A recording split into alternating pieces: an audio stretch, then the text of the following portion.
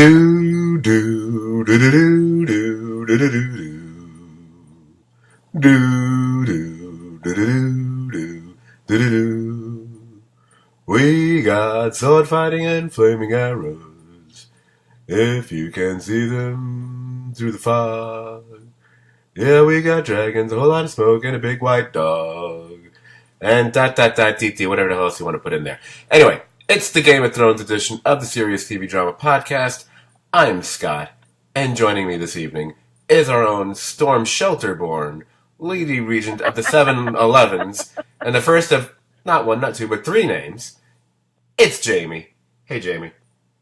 Hi. That name's not ever been more true than this last week with our multiple tornado warnings here. Yeah, that was one of the reasons we thought we had to delay our very first podcast with you, is because of the tornadoes in your vicinity, the things you Midwesterners have to put up with. But I guess no matter where you are in this country, you got something. If you're on the East Coast, it's hurricanes. You know, if you're on the West Coast, it's mudslides and earthquakes. And where you are, it's tornadoes and cyclones and, I don't know, racists. No, I don't know. I'm kidding. Flooding. Lots and lots of flooding. Flooding, right. There you go. So, we missed you last week. We had the able-bodied Brian stand in for you, so that was something. Always Yes, he's a stand-up dude. That's what Brian is, and I'll be seeing him in person as of tomorrow.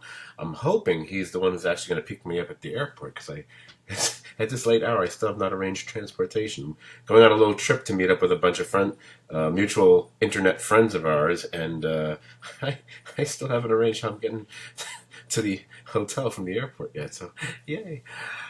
But that's not what we're here to talk about. We are here to talk about Game of Thrones. Apparently, there was an episode this week that might have gotten a little bit of coverage, a little bit of press. There might have been a few tweets about it from what I hear. It was I think between that and Avengers Endgame both coming out like the same weekend, it was like it was like a storm of pop culture just, fracturing the country or whatever. And everything was about, don't spoil. And, pretty much everyone kept spoiling shit for everybody else, but whatever. I had to stay off of all internet for like 48 hours because when the episode aired, I was in Cody, Wyoming with no HBO, like hardly any service to be able to watch it on my phone.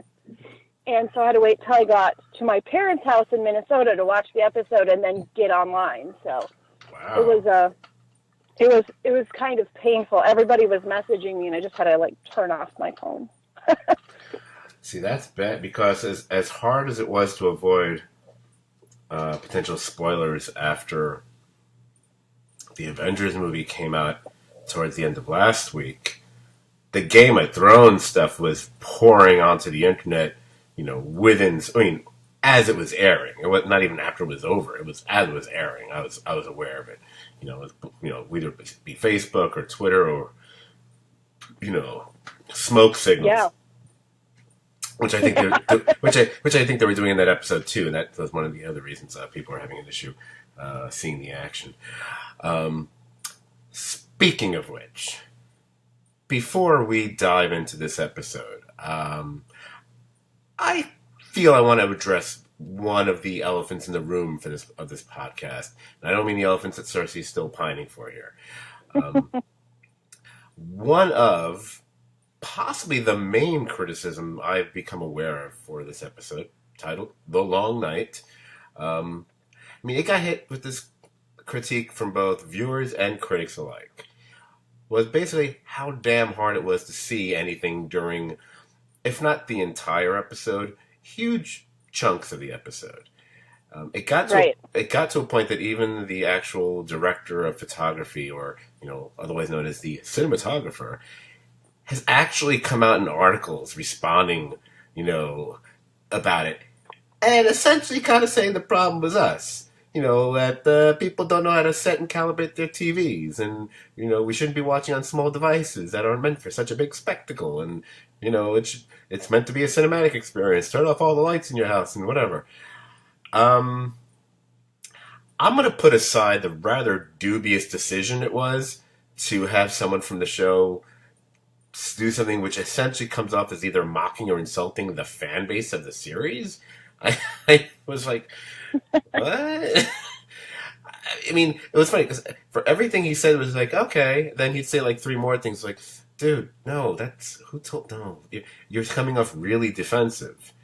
And many a person who responded to those articles, whether it be on Twitter or comments below an article or however, said, hey, no one should have to go through that much trouble with their television, with setting things up to watch a specific episode of TV. And I think there are some people who believe, and I believe rightfully so, that while there may be some truth in what he says to a certain extent, he's also thinking about it in a different way. He may not be taking into account what happens with digital signals, that provided whether it be via cable or DirecTV or however you watch this or online, which compress the image. And that's why you get these you might get blocks of black or even things which are similar to like pixelation to a certain extent or whatever. Whether you're watching on a 4-inch screen or a 40-inch screen or an 85-inch screen, and screw any of you who actually have an 85-inch screen. You've watched it twice now, like myself, correct? Because you watched it one more time for the podcast. What did you have those kind of issues as far as the darkness factor, so to speak? Okay, so I'm going to be that asshole. I did, and then 5 minutes into it, I thought I'm going to be intelligent and go to my menu options and kick up my brightness, and then there was no problems at all for the entire episode. So basically, because it's funny, because we all have, I shouldn't say we all have, but most of us have these TVs which are, at least somewhat sophisticated. My TV, I think I got this one, when did I get this TV? I don't know, I want to say 2013. That's when I had a whole lot of money to blow before I went broke. But back in the olden times, you had a TV where you just get up and do like the little thing you turn on the bottom, like for the brightness control. So, but you knew where it was. You always knew where it was. There was the vertical control, and there was the brightness control. Like, okay, and because we did it all the time, we made two brights. It's like if you were a kid and you were trying to sneak watching something late at night, and you didn't want the light of the TV to show, so you turn the brightness down really heavily or something like that. I'll tell you right now, I think someone has to give me a tutorial as far as to even find where the hell the brightness control is on this TV. I went into settings. I could find all the audio stuff, but I couldn't find anything for the picture, and I was just like, I don't even care. Well, the first TV I watched it on was my parents' TV, and I don't know, they probably bought it like 5 or 6 years ago, and then our TV at home we actually just bought like, I don't know, a month ago, but it's an older TV. But yeah, it was no problem. It really wasn't. But that being said, we normally have our brightness sitting at about 48%, and I had to kick that brightness up to about 89%. So I'm sure that it was probably hell for viewers who couldn't change their brightness level. For me, I was very much aware of this when I was watching it the first time on Sunday night, watching it quote-unquote live. I was also, just personal note, and I won't talk much more about it beyond this, I also was watching the episode with a really bad headache, which actually got progressively worse as the episode went on. I'm not blaming that on, eye strain of the episode or anything like that. I'm not blaming Game of Thrones for my illness, because I got really sick 2 minutes after the episode was over. It was really strange. But it certainly affected my viewing of it. When I watched it a second time, I did turn off most of the lights in the room. And I think it wasn't so much that I calibrated the TV. I think I calibrated my own brain. I knew that I had to be ready to try to really, keep my eyes open wide and see what I was, try to really look. interpret the imagery in front of me. However, I didn't practice this ahead of time. I gotta say, it really didn't bother me that much watching it the second time. I was, Right. and again, maybe it's because I had already seen it, so I wasn't strained to try to figure out what was going on because I already had a sense of what was going on. Now maybe I'm looking more for more details or little things I might have missed. The funny thing is, most people who are complaining about the darkness tended to be focusing, for the most part, on the actual battle scenes, the fighting scenes between people, the dead, whatever. I never had any problem. Even Sunday night, my problem wasn't so much with that. My problem was more with anything dealing with the dragons. Like the dragons in flight, Right. I couldn't tell what the hell was going on. The first time I watched it, I couldn't tell what the hell was going on. And when they pushed on like the whole big winter storm hitting, and there's like smoke and ash and snow and everything. And I don't mind it's being difficult to, where like in the minds of the characters, it's hard to see. But these are long stretches to be trying to strain to see what's going on. And that can be a little frustrating. But when I watched it the second time, I felt like it played better for me. It reminded me more of like an old World War I dogfight in the sky or something like that. That's exact. Yep, that's exact. I think that's what they were really going for. Yeah. That picked up on that too. Yeah, it totally felt like that, especially when they were looking. It was like Snoopy looking for the Red Baron or something. We're looking for the Night King, hiding in the clouds somewhere. And I was like, Anyway, wow! I just made a sound effect like I was like 8 years old. Pew pew. All right. Fantastic job. So you got me singing last week, and now you got me. Anyway, next week I'll do the Miami Vice theme totally, by with mouth drum. Anyway, so and then I just realized half the listeners like, what's Miami Vice? All right. So yeah, you know what? Let's just get to the episode. We'll just like the Unsullied themselves, let's just march to this episode, and obviously it's the most battle-heavy episode of all time. Probably not just of this show, of any show, easily. Maybe even more so than most movies, quite frankly, I think. I mean, I'm trying to think of any movies that had battles that went on for that long a stretch of time. Saving Private Ryan was only like 20-something minutes, So, right from the start, here's something which, again, I haven't really read. I read reactions to the show more than I read, actual reviews of the episode. So I've not really read much in the way of reviews or any kind of recap or anything like that. So I don't know if this was picked up on by anybody. It probably was, because it wasn't that brilliant or anything. But I like the fact that we actually started off the episode with a really decent length tracking shot. I'm a sucker for cool tracking shots, and it reminded me. I can't think of what movie I'm thinking of. I mean, I can think of a lot of movies that have famous tracking shots, from Touch of Evil, Boogie Nights, etc., The Player, whatever. What I enjoyed about this tracking shot is there was a certain, almost like a passing the baton between characters as the camera moved around. Right. Because I loved, cause it starts right off where we're first following Samuel. He's being given like those dragon glass daggers, when then as he walks in, the camera switches over to cover Tyrion, who's getting, wine flasks, and he's staring daggers. He's not getting daggers. But we get the feeling of all the chaotic hubbub that's going on inside Winterfell. You got the Unsullied marching past them. You got, little Lyanna Mormont's, yelling at her troops. You got Bran and Theon and the Ironborn, going by in another direction.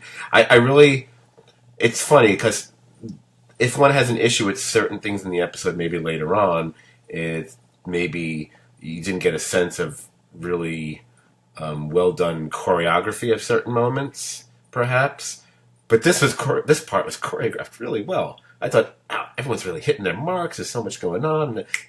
I had wished the camera would have gone with the shot for just a little bit longer, just giving us another 30 seconds to a minute of it. But I did enjoy that they gave us something like that. I'm a sucker for that kind of a thing.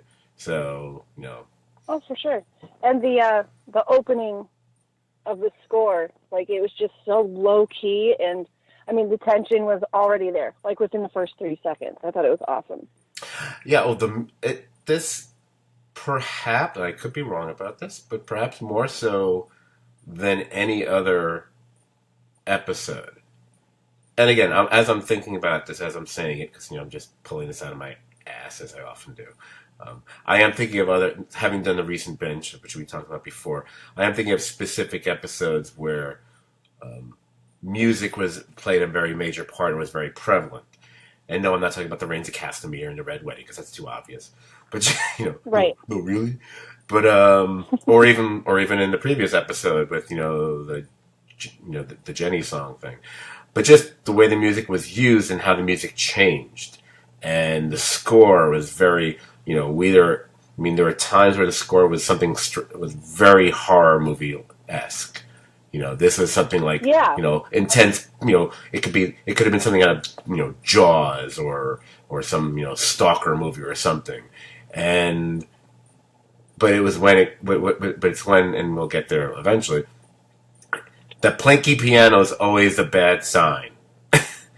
Plinky piano means something bad's gonna happen or something momentous is gonna happen.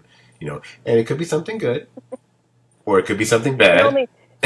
You hit that C chord a few times in a row, and you know something's up. Yeah, I mean, in this case, there was something good in there, but there was also something bad. One of which we all knew was coming, as it was, because it had been pretty much telegraphed for a while. And the other one, only some people out there knew was going to happen. I will say I was one of them, because I wasn't. Until this episode, then it started to become clear. But beforehand, no. I'm one of those people who my predictions, they sucked. Yeah. Where was Zombie Hodor? Nowhere. No Zombie Hodor. Very disappointed. So bummed. I'm bummed. I really hope there's maybe one scene where they're like they have to go and pick all these bodies up, right? Oh yeah, they're gonna be burning bodies for the next 3 episodes. That's just it. They're gonna have to burn like miles of fields around Winterfell. Maybe they might run into them. Who knows? No, that's what the entire map at the beginning is now gonna be, just piles of burning bodies. It's gonna. I'm tempted to make like the most horrific World War II related joke possible. But that's what I'm thinking. I have one friend who will appreciate that, and everyone else is like, "You can't make jokes about that." It's like, "Yes, I can. I'm Jewish. Shut up." Anyway, so back to the episode. After we get that little, we go from person to person. When the camera switches shots, we actually get to see Sir Davos, who clearly didn't get the memo for this episode, because I find it turns out his job, Davos's job, his sole job in this episode was to send a signal to light the trenches surrounding Winterfell. But of course, I'm thinking, what? He can't summon the Lord of Lighting, perhaps, to help out, But maybe that should have been Melisandre's job, because she shows up a little later to light up the curved blades, which is like, hey, there's some light. Actually, I don't think lighting was really an issue, especially in the first 15, 20 minutes of the episode. I think the use of darkness was used very well in the beginning of this episode, when the whole. Agree. I'm skipping ahead because who cares? When the Dothraki go charge, and for some reason, so do others like Jorah, and hey, there's Ghost, and whatever.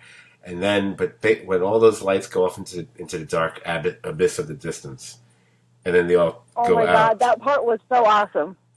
Like as soon as that happened, I was like, I am so ready for this episode. That was so beautifully conceived. I just thought that's a genius idea. I hadn't even thought it. It's like, and plus, you basically just wiped out an entire army, an entire people, perhaps even. I know. Like that. Wow. This is like the retelling of what happened to the Native American here. Yeah. My dad actually brought that up too. He brought that comparison up. But to rewind before I go that far, just one of the things I really liked about the episode. And in a way, it's kind of... I'm trying not to sneeze while I'm talking here. last week's episode was the calm before the storm, and everyone getting ready, and which is one of the things I really thought was fascinating about that episode. It's how are all these characters, who many of whom think we're probably going to die, what are they doing in their final hours? And whether they are choosing to, commingle with other people and to have that one last drink or whatever, or experience sex for the first time, or just have, talk to someone they haven't talked, whatever it is. Here, in the first part of this episode, I like the fact that the way they set the stage and we know where everybody is and what they're doing.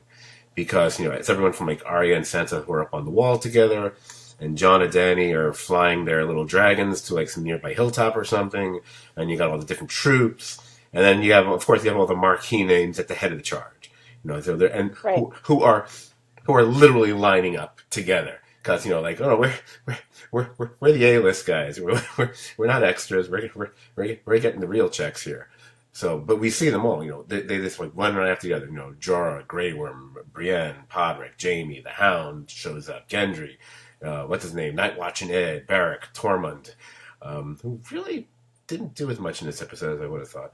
And again, of course, most important for far too many people, Ghost. So, I just really loved, like, this first 10 minutes is really setting the tension table on high. And I thought they were really doing a nice job of building the anticipation, because everyone's staring at nothing. Because they're staring into the blackness, and they're, what, I could spend the next 20 minutes, and I won't, coming up with like a million different metaphors, or, well, that represents, it's something for them, they're staring into their own very soul, or lack thereof, or whatever. So, I think it was most effective to just scare the living shit out of everybody that was standing at the wall. Oh, it was when all those lights go out, and then you have like just the occasional horse coming back, and I think there were like a few Dothraki that were running back too. Like, well, and then of course we see Jorah. He looks a little bruised or something. We don't. It's not good. It's not good. we don't see Ghost come back, although we know he's okay because we saw him in ads for the next week's episode. I was kind of like, well, where'd Ghost go? I just see him run. I mean, they're spending all the CGI on this this episode anyway. We can have 1,000 shots of dragons. Can I get 2 of the damn dog? But whatever. They're saving it up. There's going to be a big moment. They're saving it up. They know the viewers want to see something, and they're teasing at it, and there's going to be something good. It's going to be a big dog moment. Okay. All right. Well, I believe you. I'm just, as you're saying that, in my mind, I'm going, well, which character would be the coolest for the dog to attack and like rip his throat out or something? Who would it be? If the Hound has the mountain, who would it be? I'm going to think about that. That's interesting. We had just mentioned the Dothraki.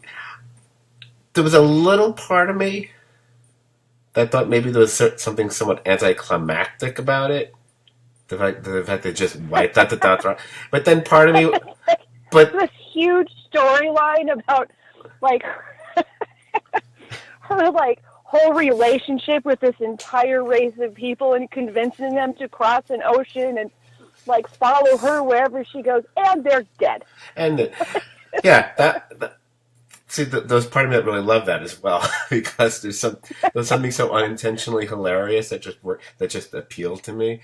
And I was thinking, look, it's not like we're attached to any of them, Right. There's like the one guy we sort of know, and I love this. I saw in somewhere where they actually mentioned my name. I was like, okay, only the most ridiculously dedicated, devoted, over-the-top Game of Thrones fan actually knows that guy's name.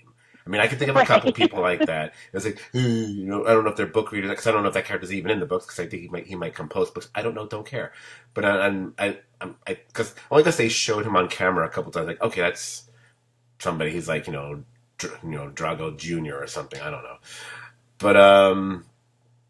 But here's the thing, because if there was anyone who was actually genuinely bothered by it, and this actually plays into the whole, and I know I haven't even clicked on them because I just don't want to, but I've seen like the headlines of a lot of internet articles which are referring specifically to the the military strategy employed or lack thereof for this episode or for this battle, whatever. Couple things on that one. First of all, I think they I felt they kind of made it clear in the previous week. They know the only way they're really can win this war is by getting to the Night King. It seemed to me the whole thing is just set up to get him. Yeah, it seemed so. As horrible sounding as it might be, I had the impression from the get-go they know damn well. I mean, maybe Danny didn't really think about it that much because because she cared about them, and so maybe no one like really pushed her buttons on it. They're setting this up to sacrifice probably thousands of people of your warriors, of your troops to get this done. I mean, obviously, the sooner the Night King shows up, the better. I think they knew. There's something going on with Danny in the last 2 seasons almost. She's kind of full of herself, and she kind of thinks she can that. There's no defeating her. Yeah. Oh yeah. I'm sure she wasn't that concerned about it because she was all like, "Hey, I'm the shit, and no problem." Yes, and quite frankly, I mean, actually, I'm gonna. There's something she ends up doing fairly soon, and I'm only because I'm trying to stay a little bit chronological here. I don't want to lose my footing with what we're talking about. I won't say she's to blame for some of the bad stuff that happens. I would just say I think she kind of throws some plans, away based on her actions. Because that wasn't the plan. And part of me was like, you know what? Fuck it. I'm going to skip ahead. I don't care. I'm already talking about it. It seems ridiculous not to keep talking about it. Where I'm looking. I have it in my notes here. I don't even know. Oh, here we go. Okay. So it's the way she reacts to essentially one. I don't know if you saw this. I put it on Facebook or whatever. My notes, which are pretty much scribbles that I can't understand most of what I wrote, but I can make out the word annihilation. So I believe I was referring to the annihilation of the Dothraki. And like I said, she seems to react rather strongly to that. So she decides that she's gonna, mount up Drogon over there and join the fray with her dragonfire, which was not the plan at this point. That wasn't what they were supposed to do. However, I'll give her credit for doing that if she had gone all the way with it.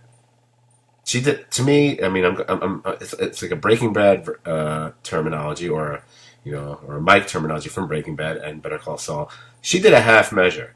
She needs to go all the way. If you got not one but two dragons at your disposal, you just go and burn the entire army of the dead. Don't go flapping around into the clouds or get distracted, because I know then they get hit with the big winter storm that comes, and that's what makes it really hard to see whatever. It's like, no. That's because you get going up. You just stay like... This is why John should have waited to tell her until after all this shit was done, because he went and pissed her off, and now she's all mad. She's just going to do how she wants to do it. Absolutely right. That was stupid of him. You just stay on this fucking dragon. You just stay 20, 30, 40, even 50 feet up off the ground, if you don't want to get, blowback, whatever. Plus, she don't burn. Who cares? You just continuously strafe those mother effers, you can just be like choppers in Vietnam, just strafing, just burn them all. Legions of dead gone. That's what I was wondering. Is there a recharge that has to happen or something with the dragons? Why do we just do it twice and then fly off if we haven't spotted the Night King? I know that could be a dangerous situation if he were to take another dragon. But burn them all up and then get out of there. Just do you make like a flamethrowing Roomba. Just go back and forth back. Why not? And if any of the master strategists out there can tell me why you wouldn't do that, I was like, and if you can tell me it's plus of the Night King, it's like, okay, again, you've got two dragons. Then one can stay on lookout, and the other one can just burn everybody. That's all. Because you're dealing with an army of the dead. You're not dealing with, the Lannister army or whoever who might be like, and run screaming and running away. They're just the dead are just going to keep pressing forward. Like it's not even happening until they're actually, burnt to a crisp, which makes it easier to burn them. What? Oh, and then you'd have a nice 20-minute episode. Then we get back to Westeros. Everybody lives. Everybody would be able to see everything clearly. Yeah, because they have all those flames. The Hound. It's all out there. Hound can hang up by the castle. He'd be fine. Anyway, let me rewind back to where I wanted to go originally. Before we get to that, I did mention the thing with Melisandre showing up. Kind of interesting. So Melisandre shows up, and we all know Davos hates her like no one else. For how she corrupted Stannis, and obviously mostly because it's her fault they murdered Stannis' daughter, Shireen. Davos still orders the gates open to let her inside. Something, hey, Davos, that's a pretty stand-up guy. That's pretty impressive. But the reason I wanted to go back to this is because I think we get, to me, outside of, just, arrows flying and swords are crashing and heads are falling, whatever, the first important thing in the episode is the look exchange between Arya and Melisandre. Yeah. Because then it's the whole thing, then you have to, flip back to, the third season and remember what it is that Melisandre had said to Arya, which they end up coming back to later in this episode. Back in the third season, she says, I see a darkness in you. Haha, darkness, this episode. Perfect. And in that darkness, eyes staring back at me. Brown eyes, blue eyes, green eyes you'll shut forever. We will meet again. This is what Arya recounts to her later on, and then you start realizing what we're talking about, or Arya starts realizing what they're talking about. It's like, oh, that reminds me, there's one more person I gotta kill. But, and even though this is going to be more for the predictions, speculations, theories segment we're going to do after we talk about the episode, screw it, I'm going to ask now. Green eyes. Do you think green eyes means Cersei? It's the only one that we really know for sure has green eyes. I mean, it's the only one that there's a lot of... They actually mentioned that she has green eyes at some point, Yeah. So there's a possibility. Because I mean, obviously, I can't think of someone else she's killed. Not that I've been looking at what color eyes people have, but green eyes are kind of distinctive. To say they're uncommon is to put it mildly. And I was like, wait, has she killed anyone like that? I was like, no, that's got to be who it means. I'm really torn on that. Although I have a really cool, I might have mentioned this before. Don't care. We'll say it again. Really cool theory, prediction, whatever. But we'll wait till later. Something to keep tuned for, kids. Anyway. But here, I think what's important about this is not just remembering the connection between Melisandre and Arya and what that means. I think this is the point where, not that anyone's forgotten, especially if you've just recently binged the damn show, but it's great to be reminded of Arya's road that led her here.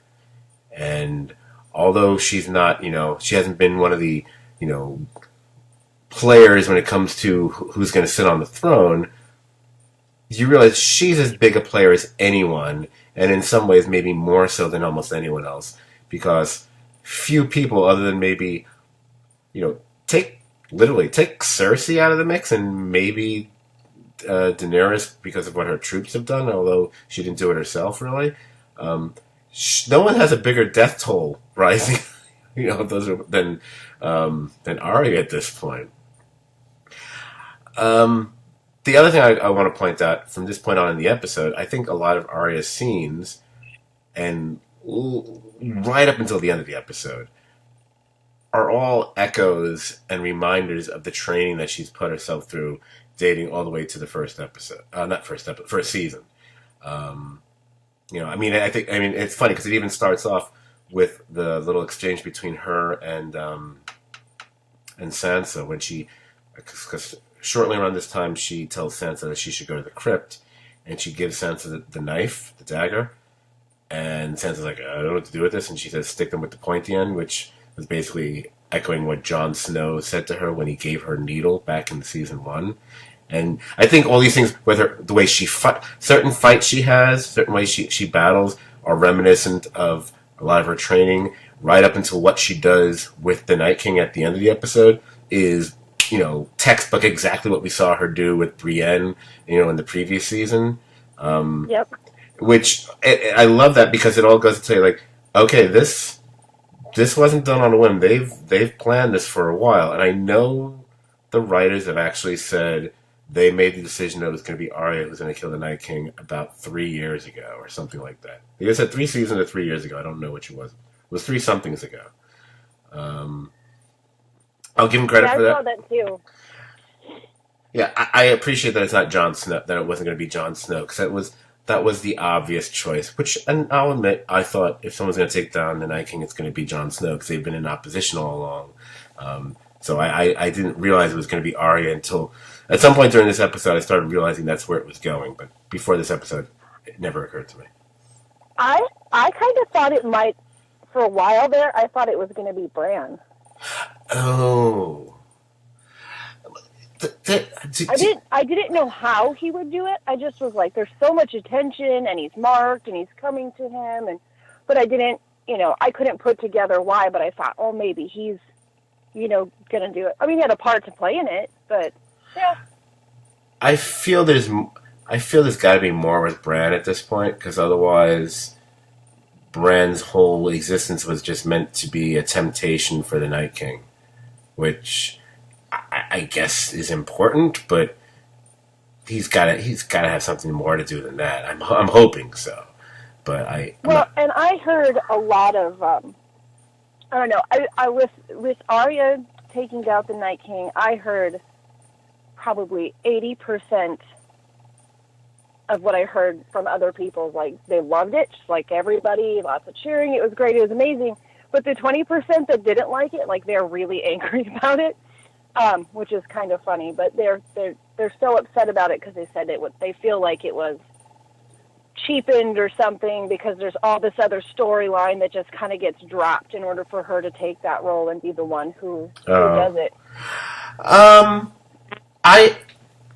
I'm not one of those people. I think it's awesome, and I'm all for it. I have no problems with it at all, and I think it's really cool that it showed, like, everything we watched her learn through all of these seasons, like, that was in her entire storyline in this episode. We got to see all of it, so. Right.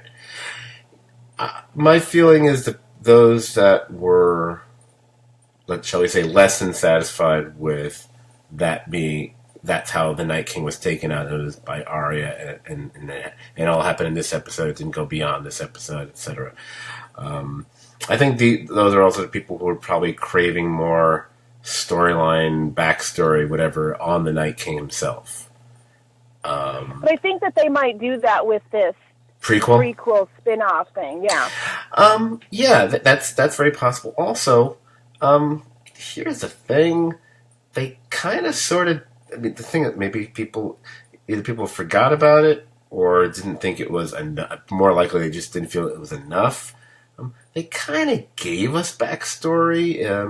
Was it last season, I think, with the stuff with the children, and they really showed how it was their fault that they end up, quote unquote, creating the White Walkers, whatever. The guy was tied to the tree, and they end up stabbing him through the chest. And there is kind of a sense that the guy that they do that to, that might actually end up being the Night King himself, and he ended up getting stabbed in the same place by Arya. So, coincidence or not, I don't think so. Right.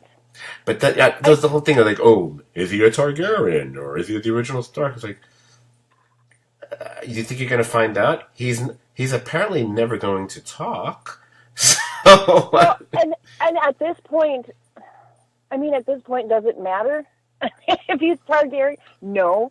I think it's just as viewers, we have been spoiled over the years by things like on Lost, we got a Richard episode. Mm-hmm. And we've learned to expect that over the years because other shows kind of went, that's a great idea, and they started doing the same thing, which is part of what makes Thrones so cool is that it doesn't necessarily follow whatever's the big, it doesn't follow the same pattern that everything else. That's why we started watching it, like everybody got into it. You know, in the first season, the main character gets killed, and it blew everybody's mind. Right.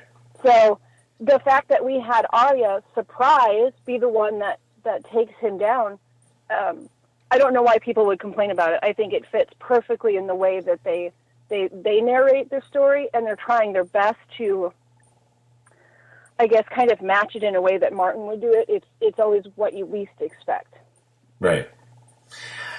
Yeah, I tend to agree with that.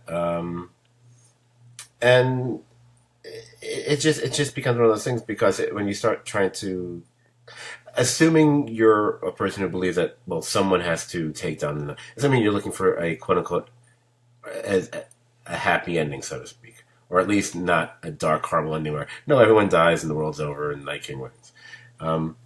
If it's not her, then who is it? First of all, if it's not her, who is it that would kill him that would be satisfying?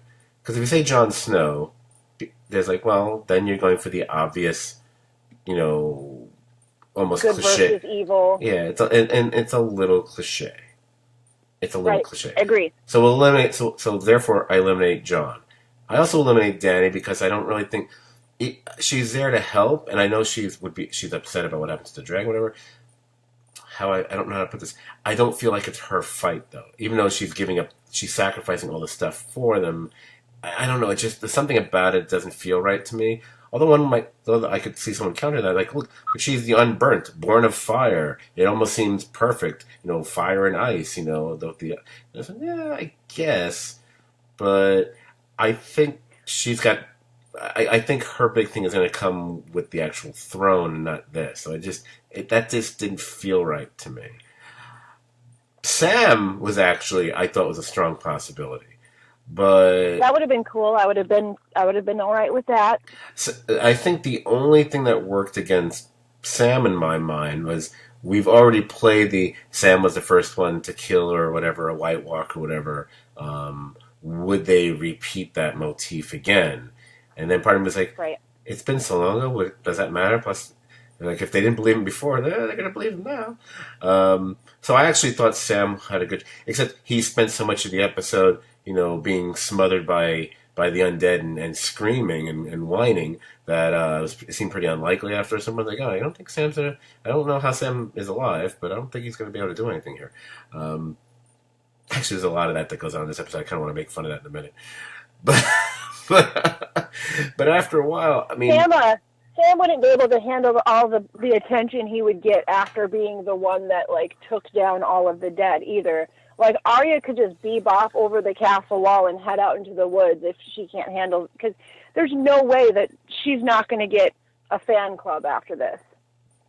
Yes. You know, I don't think Sam could handle the pressure of the title that would come with killing the Night King. Right. I mean, and again, I'm not gonna go through each possible cast member, but just other cast members just seem they're a bit too far removed from it, or it's hard to thematically see how it would make sense.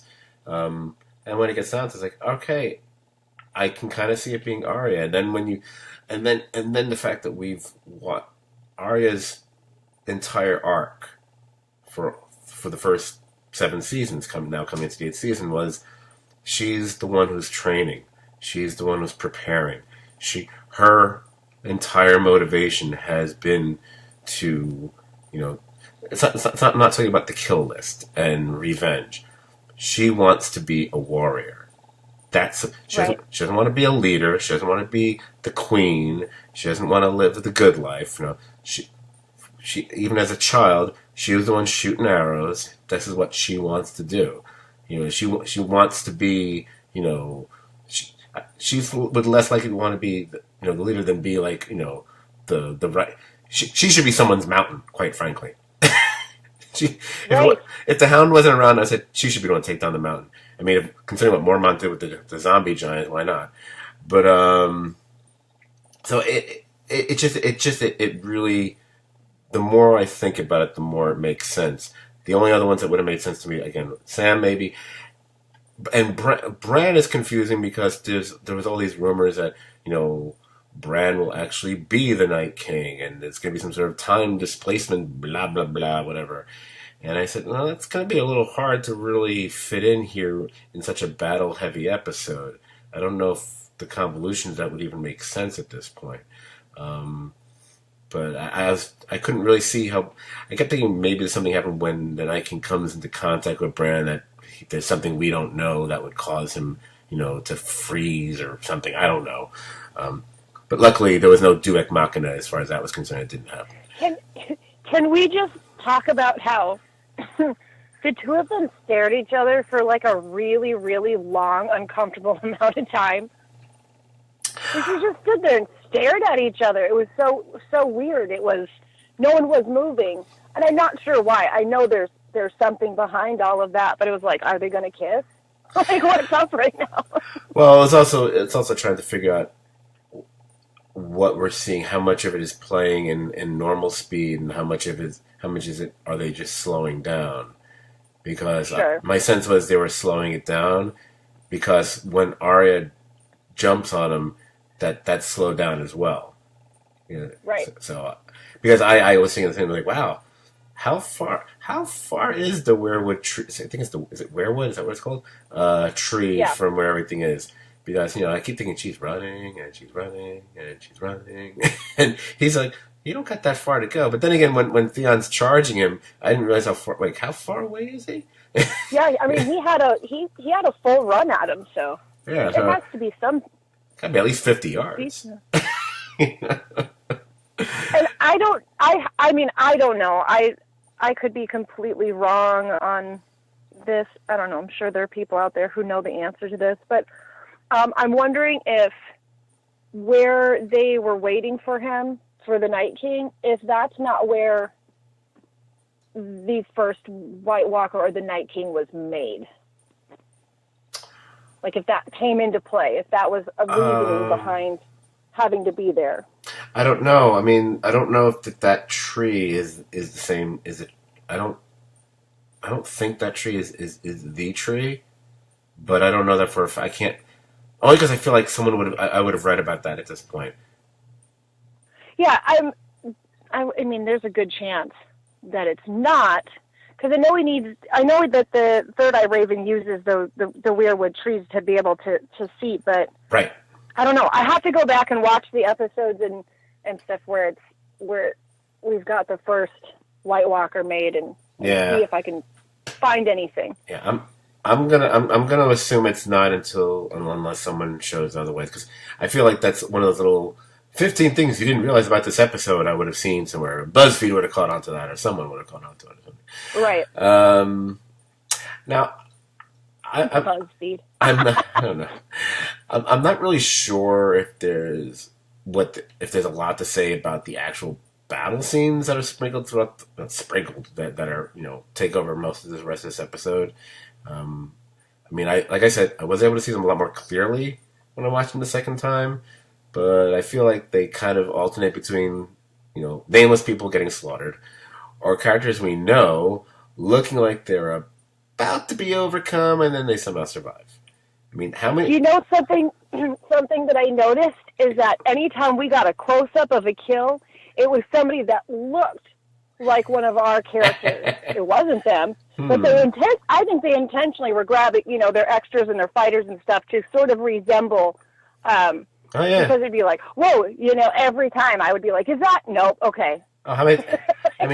I mean, I wrote it down somewhere. I think even when you see those, my chicken scratch that I was doing it like little hash marks at one point. I already know, for example, that there were at least 3 different times during the episode, at least for sure 3 different times, where Jamie's gonna die, and then he doesn't. Somehow the one-handed man who's fighting with the hand he's not even trained with is able to fend off the hordes. Okay, I'm fine with it. It's fine because I don't want him to die yet. Cause he has to. I already have a prediction for his death later. But like what you were just saying, there had to be at least 2 other times where it's like, wait, was that Jamie? You know, because there was a definitely. I totally agree. There was definitely people who looked like Jamie being killed. I was like, wait, was that Jamie? No, wait, okay, it's not Jamie. Oh, by the way, and how many times? Speaking of the how many times thing, how many times do we hear Brienne screaming during this? I was gonna say that she's so awesome. She's like her own little Swedish black metal band. Oh, so no. cool. But every time she did that, you know, at first I think, oh, she's going down for the count now. But then I realized, okay, apparently she's just like the Monica Seles of knights who just screams whenever she's fighting. So I imagine it's like, man, I hate to see what happens after she has a bad night at Chile or something. But,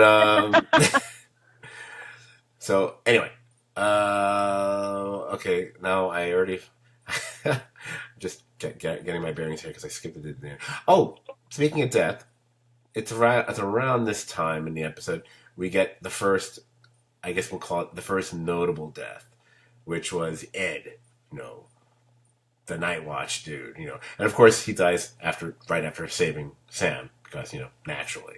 Oh yeah. I mean, felt a little obvious that that's the way they were going to do it. And I was like, all right. I mean, he was a nice enough character. Didn't really care that much, but you know, I'm very easily moved. So if I'm not moved, then it really didn't mean anything. I mean, I watched, you know, Endgame twice, and I cried through half of it. So, you know, try.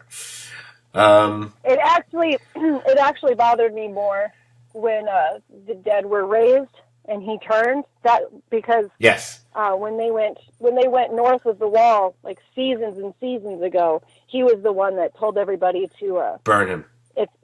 To burn him because he didn't want to come back. Yeah, I remember that. I was gonna. Yeah, I absolutely agree that. What the hell? Talk about it now. That was. I don't know if I got teary, but I was like, oh man, when they were like turning. Bummer, man. For both him and when little Leanna Mormont's eyes opened, I was like, oh my god, it's like, oh, that's what makes him so cool. Really, can we do more? Can we do more of this and have them? But then they never fight them, so it takes all the fun out of that way. Because I would have liked, oh no, Sam has to fight, you know, zombie Ed now. That would have been, but of course he wouldn't have been funny because he would have just been laying there on top of bodies like screaming and whatever. Because. You know, well, if that's what Sam was going to do, then he should have went to the crypt. I'm just saying, he just should have went to the crypt. Because did he actually? Yes, and there's a million reasons in one why he shouldn't have been there. But if you compare him to the Sam we first knew in the first season, especially in second season, like, way to fucking go, dude! Because he had his kid and his lady, and that's all he cared about was doing whatever the hell he had to do to keep them safe. Even though he's totally terrified and not the man for the job. Oh, I agree. He spent more time crying than I did during the previous week's episode. Jesus. Anyway. Also, it's really going to help him write the whole story because he was in the battle to see it firsthand. That's right. He's this. That's right. Like I said the other day, apparently he's the C-3PO of Game of Thrones, and that's like a deep dive for hardcore Star Wars fans who believe that C-3PO is the one who's actually telling the whole story. Stupid Return of the Jedi crap. Anyway, I was thinking more of the Bilbo / Frodo Baggins. Shut up. Anyway, we're going to bring in every horrible, dorky reference. So what about Harry Potter? When we do move away from the battle, we tend to bounce either to the crypts where, you know, Tyrion's drinking and being witty and Sansa's kind of topping him, or we zip back to the skies with the dragon duo, who they can't see anything, and generally speaking, we can't see anything, but we kind of do. But it's like I said, it worked better the second time around. But I just never feel like there's that much to say about it as a result. It's like, you know, there's some nice shots and some shots which make no sense, and I'm like, okay, can we get back to something that has some sort of coherence to it? I mean, those are the parts of the episode that really didn't work for me as well as others. although there is some stuff with the dragons in the sky that when John and the Night King are actually fighting each other, which kind of was a mess to me the first time I watched it. Again, I blame it on the headache. But when I watched it the second time, I was like, "Oh, this is like monster movie cool. This is like Godzilla fucking cool." Right. And the shot where John and his dragon like come crashing in, the way like the dragon has his wings back and he's running, like that was awesome. Oh yeah, absolutely. So these are all these waves of it's like a wave or two of battles have happened at this point, and finally someone decides, hey, we should retreat. Because I guess no one realized, like, no, these guys, they're not going to fight you like soldiers. It's just this never-ending wall of death that's going to trample and shred you. So no amount of training is going to. I don't care if you're like the brutal Dothraki or the stoic Unsullied. It doesn't matter. Which we find out because they pretty much all get wiped out. Speaking of dorky things, since we just in the space of like 5 minutes covered Star Wars, Lord of the Rings, and Harry Potter. I love dorky things. And again, I don't listen to, because they don't listen to us. I haven't listened to any other podcast. I don't know if anyone's ever made a joke like this, and they probably have. Don't know. Does anyone else kind of wish that Winterfell could have like sent a raven off to like Ash Williams? Because if there's one guy who knows how to deal with hordes of an army of the dead, that's Ash. That's the best one-liners, bar none. Oh, come on! How cool would it be to say groovy while watching the dinosaurs all around? I know he may. I don't know if he'll listen to this, but he does promote us on a tweet occasionally. I know our friend Pat, the Radish Knight himself, would be all about such an idea because he's a huge Evil Dead fan, as well as probably the most knowledgeable Game of Thrones guy I know. To the point where I read his stuff, it's like, I can't read this. You're too smart for me. I can't. Mr. Book.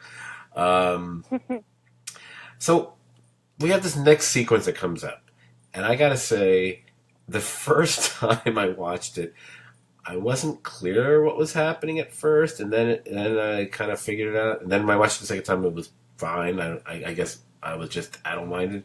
This is where, going back to Sir Davos, this is where he was supposed to signal Dany to light the trench with the dragon fire, I think. But she couldn't see the signal, and I think at this point, maybe they might have even landed already or something. She had totally gone off book at this point. But apparently all the flaming arrows and torches wouldn't work. I don't know if it was because they were wet from the storm or there was magic afoot. I don't know why these things weren't working. So they end up. So then Melisandre does her Lord of Light rescue thing again. Although I kept wondering, hey, where's Beric with that magic flaming sword? Wouldn't that work? Couldn't you just poof? But I was just wondering. But again, he was busy being up on the wall, being an old sad sack of shit. And since I'm on the Davos thing right now, I actually, this was a note that I wrote towards the end of this, but I'm going to say it now because why not? After this point, correct me if I'm wrong. We've both watched it twice. Does Davos not essentially like disappear until like the end of the episode? Do we really like see him again? Because I don't remember seeing him ever again. Because he does that. He has his little confrontation with Melisandre at the end, and then he pretty much just kind of is like, they leave him out until the very end when he sees her again. Why am I stuttering? I believe he disappears for like an hour in the episode. Again, because I know he says he's not much of a fighter, but I don't think does he do anything? I think he waves at things, no one can see me, and then later on, now he's gonna pull out a sword to kill Melisandre, and so he says, she's gonna go die anyway. But it's like, again, Sir Davos, one of my favorite characters, top 5 absolutely on the show. He's just, he's just great. But I kept going, what are you doing? I mean, at least help out Sam. I don't know. He was doing something, I guess. It just wasn't important enough for us to see. Oh, okay. I thought you were about to be a Davos apologist there or something. So we do bounce back to the crypt, and this is one of the moments in the episode that was... it's hard to call any moment in the episode light. So we'll say compared to what else is going on, it was light. When we get the first of a couple really nice little scenes between Tyrion and Sansa, which was some of my favorite stuff in the whole episode. The Tyrion and Sansa stuff I just loved. Me too. When they're talking about their relationship, and I think she says something along the lines of that he was the best of them, of the people that she had been with, or so quote unquote been with, you know what I mean? And I kept thinking, yeah, when you're up against Joffrey Lannister and Ramsay Bolton, kind of setting the bar pretty low. I mean, and which no joke intended, because I know he's a dwarf and all, but. But what was really cool about this scene is, then they have the conversation continues, and she says something along the lines of how it weren't worked out because of his divided loyalties between her and like the Dragon Queen. Mm-hmm. I love that Missandei is there, and she gets kind of fucking annoyed. And who cares if this is the hand of the Queen and this is like the whatever title Sansa technically is right now, Wardeness of the North, Queen of the North, Chick of Winterfell, whatever the fuck we want to call her. She just goes, yeah, without the Dragon Queen, there'd be no problem at all, because we'd all be dead. I liked that she did that, because that wasn't like war loyalty or loyalty to the crown or the future crown. Like, that was a best friend. Yes. I agree. You know what I mean? Yeah, I absolutely. That was still high school, but in a good way, not a bad way. Right. Because I was going, hey, in this instance, she's right. That's kind of true. We'll go along with that. She's also just sacrificed about 20, pretty much in her entire army for you as well. So, I think after this we get the next thing, which I thought in my mind, maybe just for the story of this episode, whatever, is the next thing for me that had some importance attached to it. We go back to the weirwood tree. It's Bran and Theon. And it's Theon, and again, he's trying to apologize. But there's one person who doesn't care about getting an apology at this point is Bran. Because, as he said himself, Bran isn't Bran anymore. And he has that line like, it's just like everything you did brought you to where you are now, where you belong, home, which, Bran's about as big picture a guy as there is now, because he sees it all. And this is just, so everything is about destiny and a person and their choices and the consequences that led them to, and this is where Theon had to be at this moment in time. And of course, it's really cool when you go online or you go back to your rewatch and realize this was foretold going back to season 1. There were, even, and this conversation even happens by the weirwood tree with Theon, and you realize, oh my God, well done, writers, Benioff and Weiss, whatever, that you pulled this whole thing together, because Theon's storyline for these 7 seasons, to put it mildly, has not been one of my favorite things to watch on the show. I don't know if it. It's definitely been one of mine. Yeah, I'm going to say, and I don't think I'm unique in that regard. I don't think anyone's been in love with the Reek storyline. Whether it be just because it was just disturbing or not fun to watch or frustrating at times because it's like, oh, enough of this already. But, and even though Theon was probably one of the easiest people to pick to who's going to die in this episode, it didn't matter. Because it was to me, once we got to the end, it was a very pure and earned arc for him. And I felt him that, although he did make some headway when he, finally made up for letting his, rescuing his sister and all that kind of stuff. But here, for me, other than maybe saving Sansa, obviously, this was his really purely heroic moment. What he does, to defend Bran, how he's taking out everyone, and then his final, and I think he almost knows, sacrificial charge, against the Night King. Which, shockingly, the stuff with Theon did actually affect me a little bit emotionally. I was actually surprised by that. It got me. Yeah. It got me. It got me a lot more the second time around. I mean, it did the first time, but the second time around, I'm not going to lie, I was boo-hooing a little bit. God, he's such an amazing actor. Like Alfie Allen, like God, his eyes and the tears, the way he can navigate pain on his face is just amazing. Oh, I agree, but here's the thing.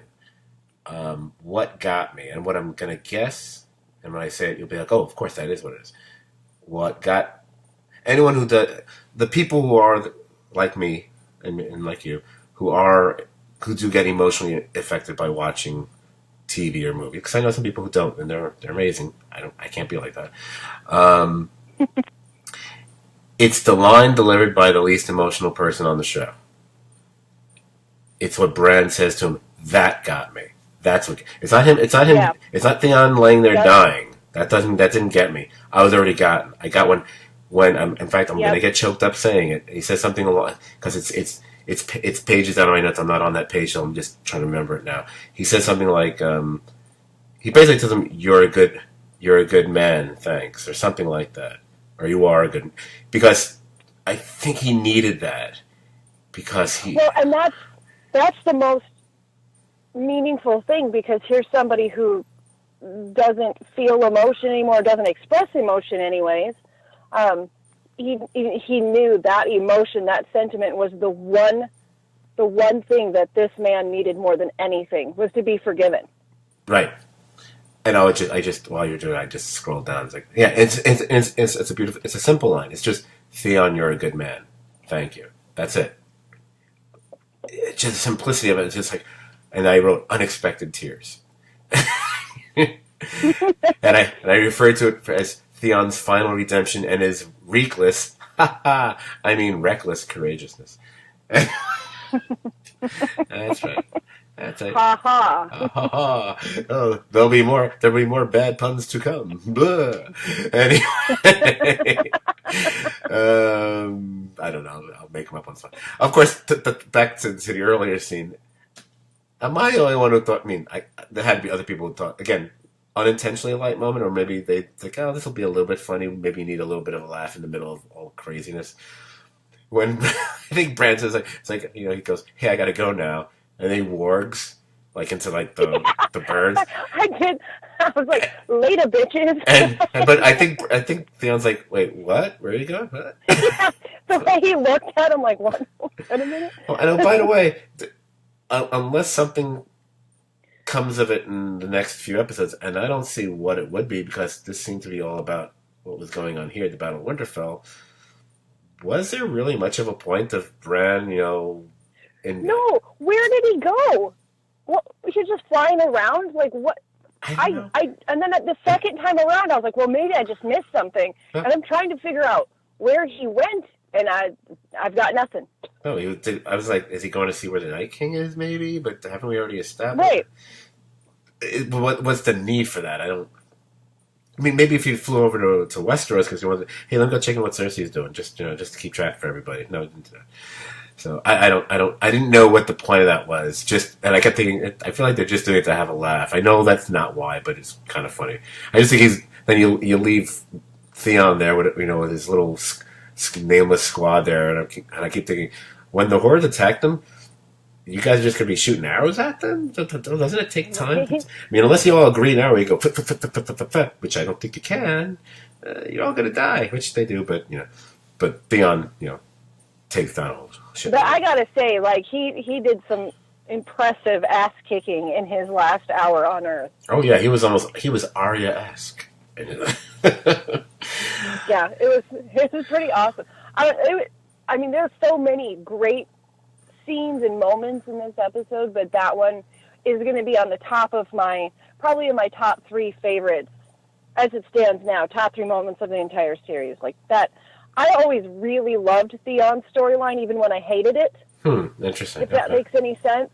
Yeah, I get it. I really love a good redemption story. That's my jam. Okay. Hello. I've really been waiting for that moment, and I was incredibly pleased with the way it happened. So I mean, for me, that's kind of like why I've been like a Jamie fan, because I think he's a character who's also needed redemption, because, you know, his character starts right off being kind of a horrible bastard, you know, by, you know, pushing the kid out the window, and, you know, also being on you know. Again, something to be said about the writing of the show is that, you know, I watched those early episodes. It amazes me that this guy becomes one of my most beloved characters. Right. Yeah, you would never think that in the first season. No. Not even possible. So, flipping back to the episode, we're up to the part now where the Night King kind of, you know, because he's in control of all his troops in the army, whatever, because they've been on pause because all the trenches are on fire, and all of a sudden they start to walk into the fire, you know, basically sacrificing a few of them so that there's room enough, you know, the fire gets put out, whatever, where they can start breaking through and attacking the castle. And this is where everything just starts going really, as crazy it was before. Now it goes really crazy, because now this is when people. This is from this point on is when people are getting swarmed on. You know, whether you're be Sam or Brienne or Jamie or whatever.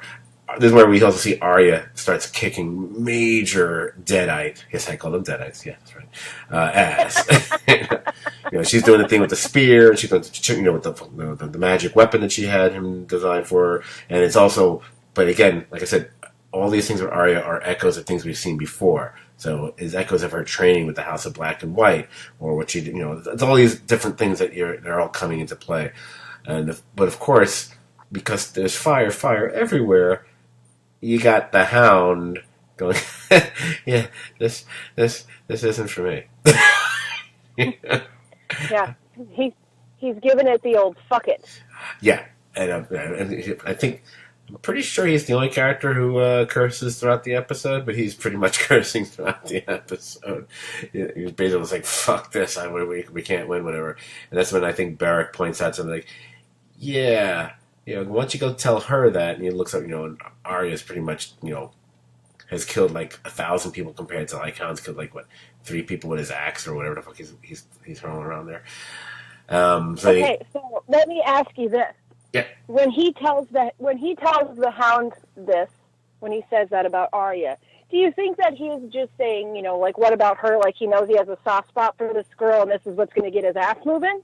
Or do you think that when he's saying that, he means it, like, quite literally, like, he's looked into the fire, he's seen some shit, he knows what she's got to do?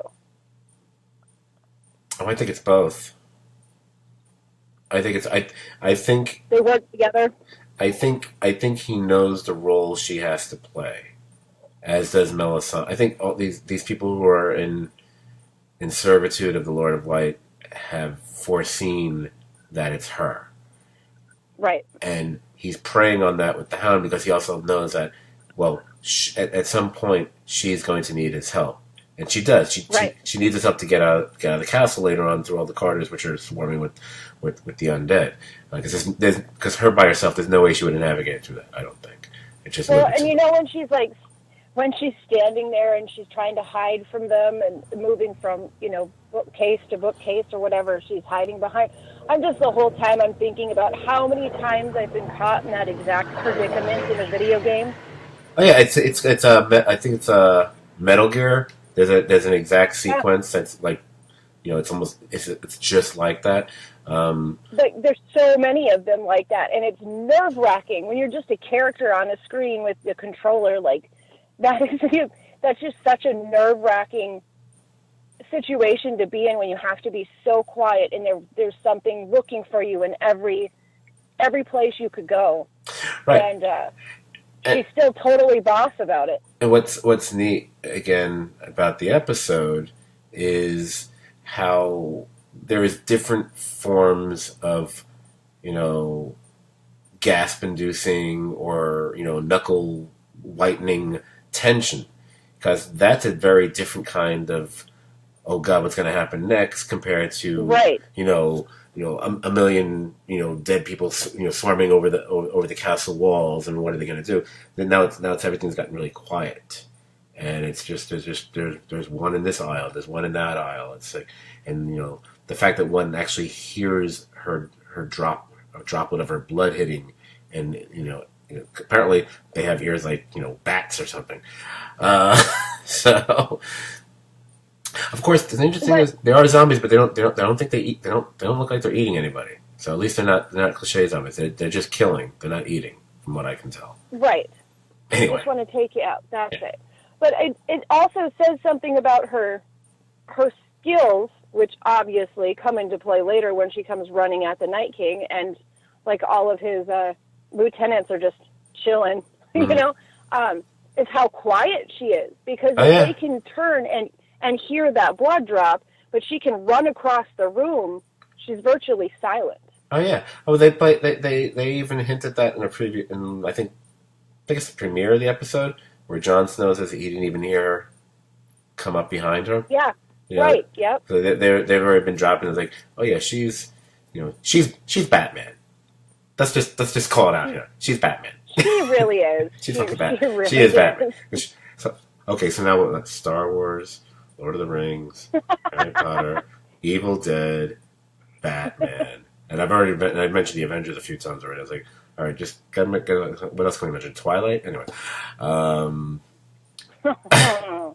So we do get that. Speaking of just like, oh geez, or scary little things that are like lovely, scary kind of moments. I do like that we do a quick bounce back to the crypt. It's just that part where you see them all huddled together, and where they actually hear the soldiers begging to be let in, and then they're screaming as they're probably getting ripped apart at the door up the stairwell or something.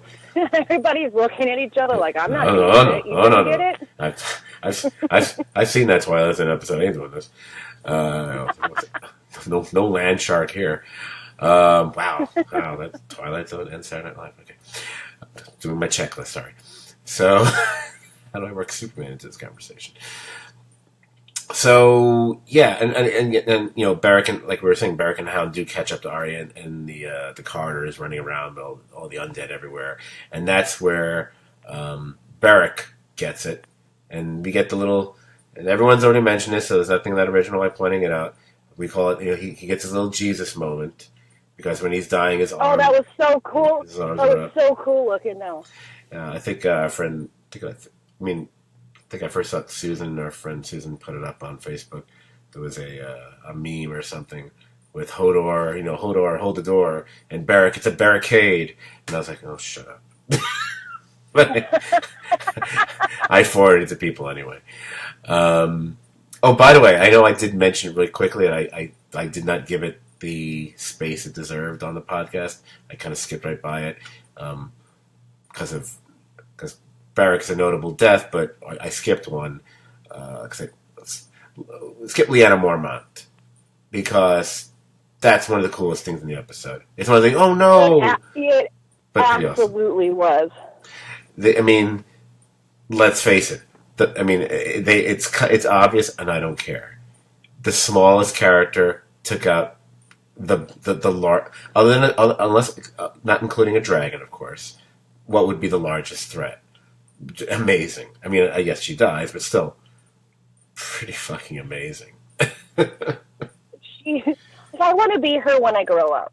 Yeah. She's just so freaking awesome. Yeah, I love when that's one of those things that when they did when I watched it the second time, I did it instead of watching what I had in my DVR, I did it on demand, and by that you get like the little extra 5 or 6 minute piece, inside the episode with the creators. And they did talk about her for a big chunk of it, and how she was originally intended just to be a character that's just going to appear that one episode when Sansa and Jon are going around looking for help, and they realize, oh, we've got gold here. She's amazing. We have to use her more. And I was explaining to someone, like, that happens on TV sometimes. To even shows that have a long range plan for not just one season but even multiple seasons. Something like that there'll be a casting decision that happens where all of a sudden they realize, oh, we've got lightning in a bottle. We can do so much more with this.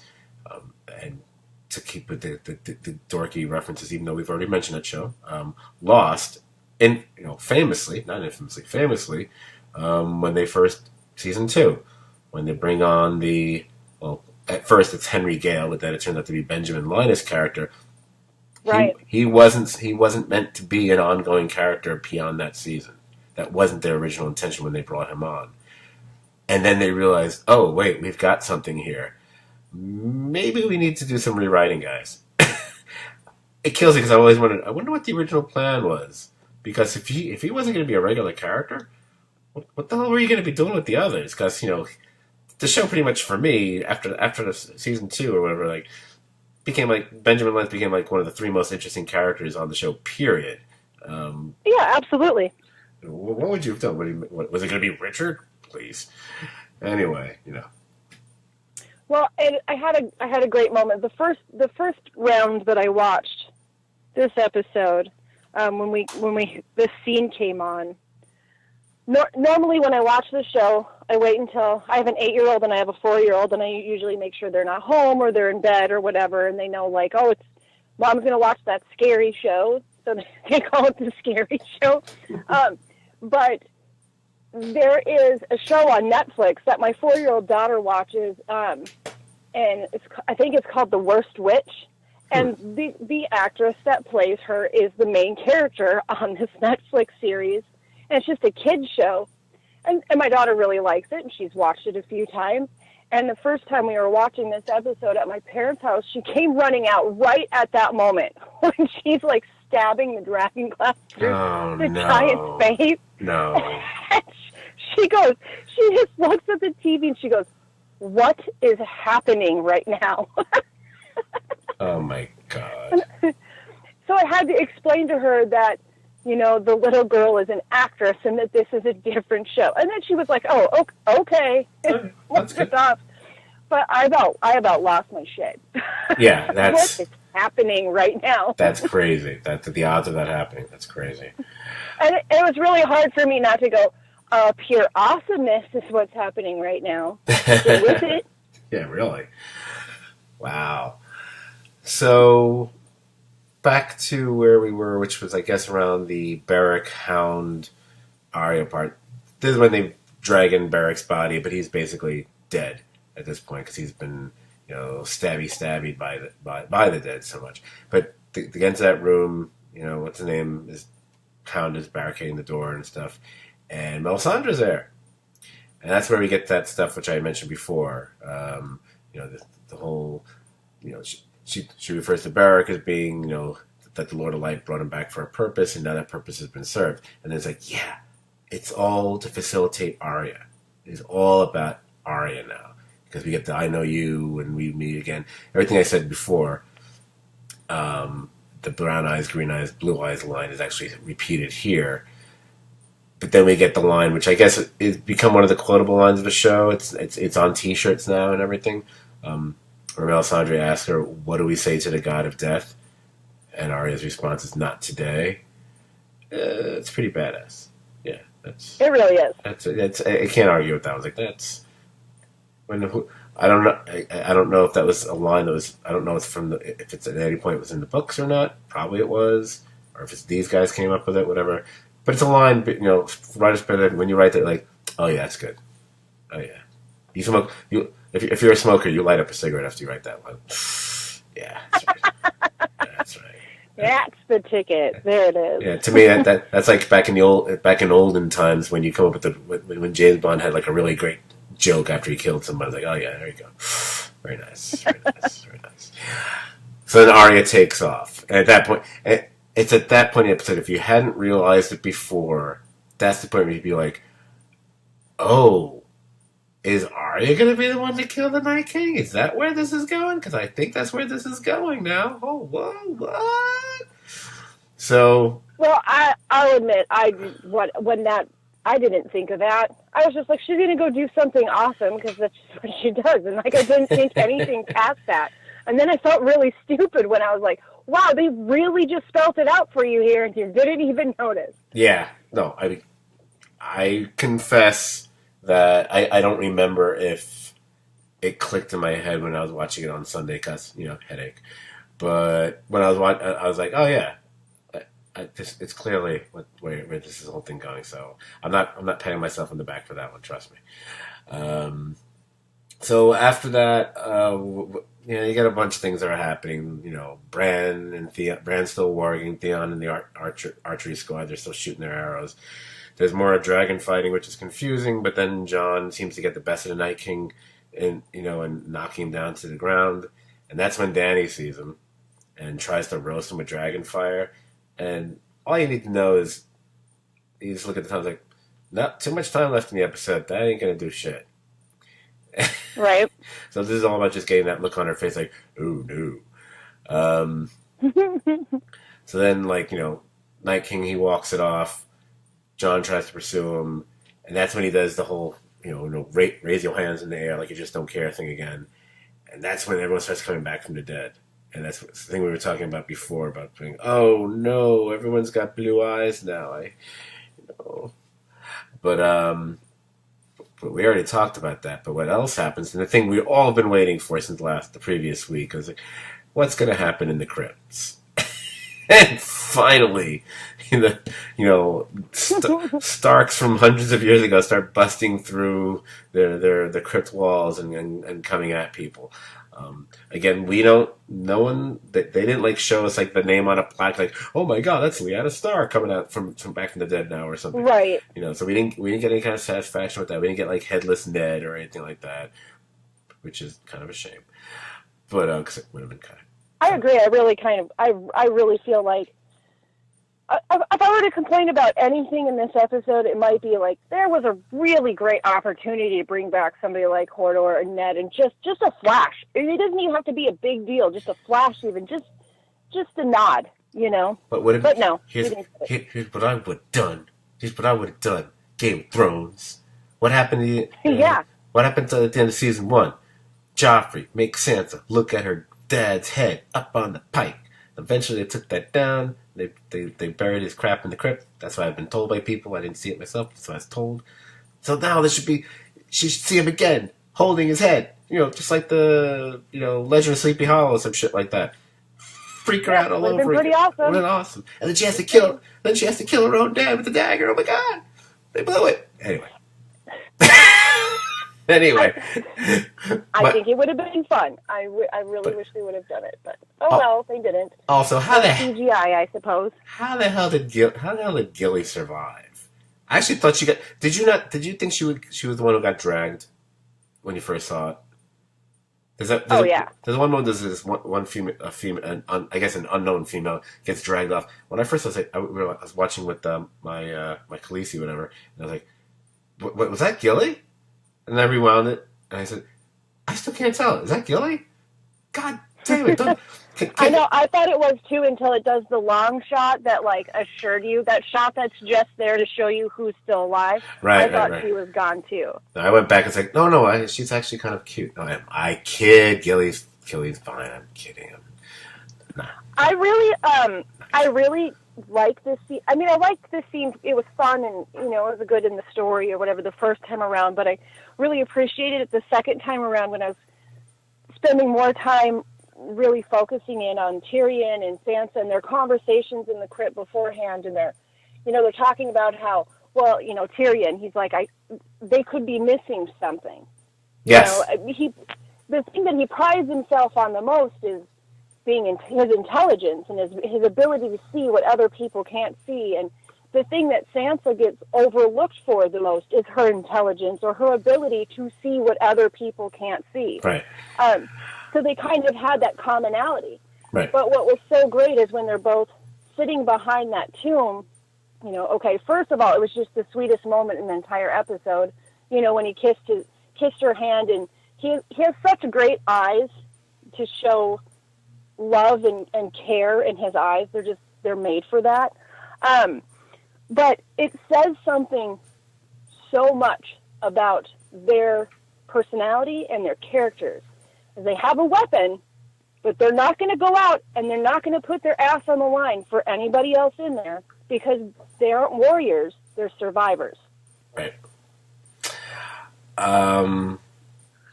That part happens a little bit later, but I'll go to it now because I have to. That's the first scene in the episode that actually really moved me, where I felt it.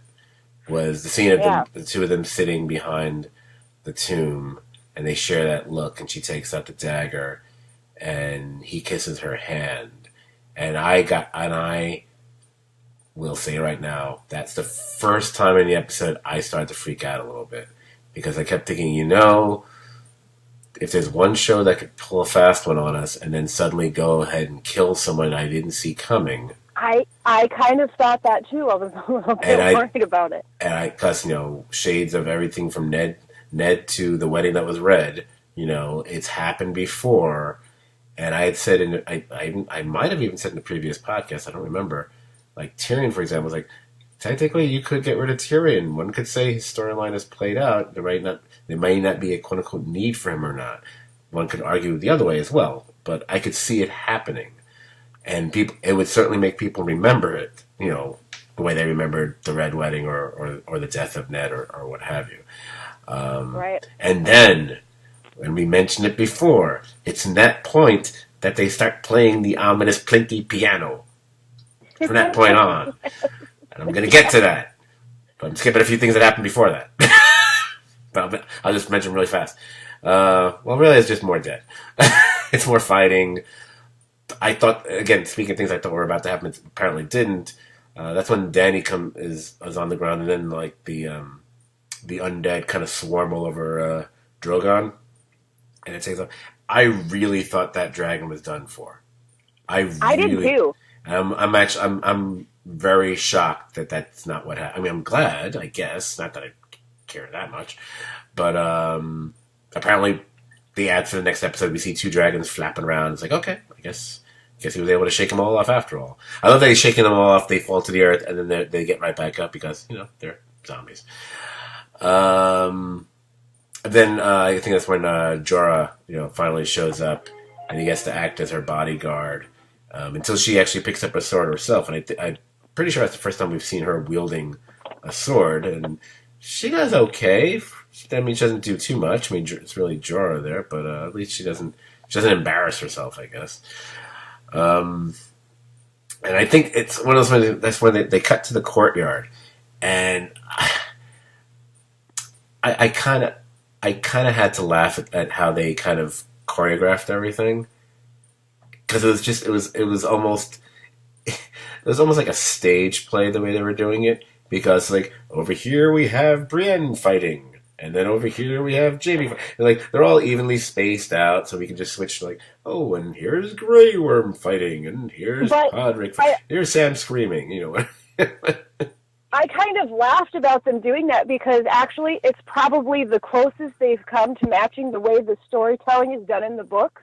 Oh, okay. Which is why some people love that in the books. I found it was really difficult, and I really had to refocus myself. Is like you get a whole chapter on a character, and then it stops, and you go to another character. And there's like 50 characters. So by the time you get back to the character you're really into their story, it could be like 14 chapters later. Right. I got you. And so the way that they were cutting it to eat, I don't know, it was just a thing that made me giggle because it was like, yeah, I see what you're doing. Right. And by the way, speaking of characters who I felt we didn't see as much of, at least battle-wise, I felt like I barely saw, after the first part of the episode, I felt like I barely saw Tormund. Like I didn't feel they cut to him very often as far as what the hell he was up to. So I actually got worried. I was okay with that because I'm in love with him, and if he gets killed, I'll be done. So I like just getting that silhouette with the fire behind him, Yeah, but I guess. And then moving on. I guess it was part of me that wanted to see him fighting alongside like Brienne and Jamie or something. Just because you have probably obviously a very different fighting style, but I would have liked to have seen that. But I wasn't upset by it. I was like, wait, did Tormund die and I missed it? No, they would have focused that. There would have been like a melodic chord hit or something. And it's around this point also in the story. That's when Theon, the thing we talked about before, he switches to the spear and he starts just killing like everybody. He becomes like the biggest badass he's ever been. But we're back to, let's just get to Plinky Piano. So Plinky Piano means we're building to the end. Which is good because, hey, guess what? Podcast longer than I thought it was going to be. So what do we got here? So basically, I think they essentially, once we hear Plinky Piano, we're cutting from like a few different things. Because at this point, the ice dragon Viserion is now pretty much crashed right into Winterfell, and it's pretty much, it's like it's like St. George and the Dragon now. It's Jon versus the dragon, and people keep him make a big deal that it looks like he's yelling at the dragon in one moment. First of all, it's very briefly. Second of all, so what? Why is that? Why is that any weirder or different than anyone else screaming while they're fighting, which is what they're doing? Why is that weirder than Brienne screaming? Or anyone? I didn't understand it. It's not like he was trying to engage the dragon in conversation. So some people are awful and they don't deserve to have an opinion about them. Yeah, that's just one of the dumbest. I mean, it's not the dumbest thing I heard opinion-wise about this episode. She'll never hear this. It's someone I know. Someone I know didn't like. Someone I know didn't like it, or hated the episode because it was too much like a movie. I heard. Really I was weird. Like, because they don't like movies. It was a strange complaint. And I was like, wait, your issue with an episode of television is that it was too cinematic? What? No, it was corny. Like okay, I can't talk to you. I can't. There are valid reasons to criticize the episode. I'm not sitting here saying it was perfect. I don't think it was. I have issues with it. There are things that could have been done better. There are things that are anticlimactic about it, and whatever. I don't think it's the best episode of Game of Thrones by any stretch of the imagination, but that's just dumb. Anyway, so Plinky Piano. So we got back. So basically, we're coming back and forth between Jon and the Dragon. The whole scene with Jon and the Dragon was going on. Basically, we were going back and forth into the Arya scene, but I really thought that Jon was going to slay that dragon. Yeah, I thought that's what we were going to get, and then I thought that would be really cool, but then I didn't get that because that's kind of like the classic hero motif. Again, the slay the dragon, but whatever. I'm not disappointed by that. I mean, I can't. Yeah, it didn't ruin anything, or it just would have been one of those things. Would have been like, oh, didn't see that coming. That was kind of cool. Exactly, but we're also cutting between that. What's going on by with Bran and the Night King? As the Night King, after dispatching the charging Theon, Tyr, slowly moves closer to Bran, and then we get those long, meaningful glances. Long, loving looks towards each other.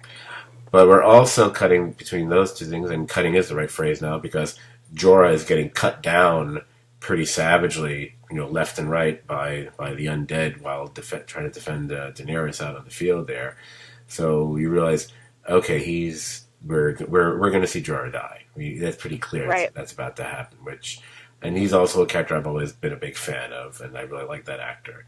So that was kind of, it was said, it didn't affect me until the very end. I wasn't, because there was too much because we were cutting back and forth, and I was too busy going, wait, where's Arya? Is she really gonna, wait, is that what's gonna happen? Is that what's happening right now? Because we're not seeing her running anywhere. Where is she? I don't know what happened to her. What's gonna happen to Night King? And then it happens. And my note was, and then there was Arya. And that whole thing that she does that move where when he grabs her by the throat, I guess, and she drops the knife from her left hand, but she catches it with her right and stabs him right in the spot where his armor isn't. Then he goes shatter, spatter, whatever.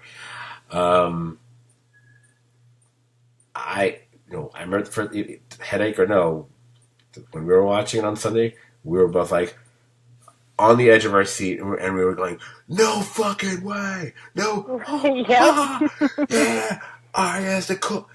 The show should end now. Arya's the best. Fuck everyone else." Right? Yeah, just I did not care about. Oh no, I'm not gonna get a backstory. Wait, was he a Stark? Was he a Targaryen? I don't care. It's like people got upset with the Star Wars movie because they didn't say who that's. I remember Snark or Spunk or whatever the fuck his name was. It's like, who cares? Slope. I don't know. I'm doing that on purpose. However, There was a little part of me was because once that happened, that pretty much then everyone dies. Like all now I figured out the actual White Walkers, they shatter as well, and the rest are whites, which are more the undead. They just die. They don't necessarily shatter, but they die. Because like the dragon didn't actually shatter; he was still a body. He just crumbles somewhat. I don't know what the rules are, but now I finally figured out what the difference is between a White Walker and a white. Because no one would explain that to me, so I had to figure it out myself. But and that's when Jorah dies, and then you get that moment. Oh my god, the dragon comes, and it's like a pet dog, kind of like yes. Oh my god, I was like, oh, that's really sad. He died. I really liked him, and then she starts crying, and the dragon comes over, and then I'm bawling like a little kid. He's like a giant golden retriever or something. Exactly. And I went, yeah, that's what got me. This just her reacting, because I think a lot of times when we get emotionally affected by something, we tend to get emotionally affected by seeing someone else react. Like there's a famous thing, like isn't it the first time we've seen her? Like we've seen. I mean, even when her dragon died, she looked really forlorn about it. But I mean, this is the first time we've seen her truly grieve anything or anyone. When Khal Drogo dies, she grieves.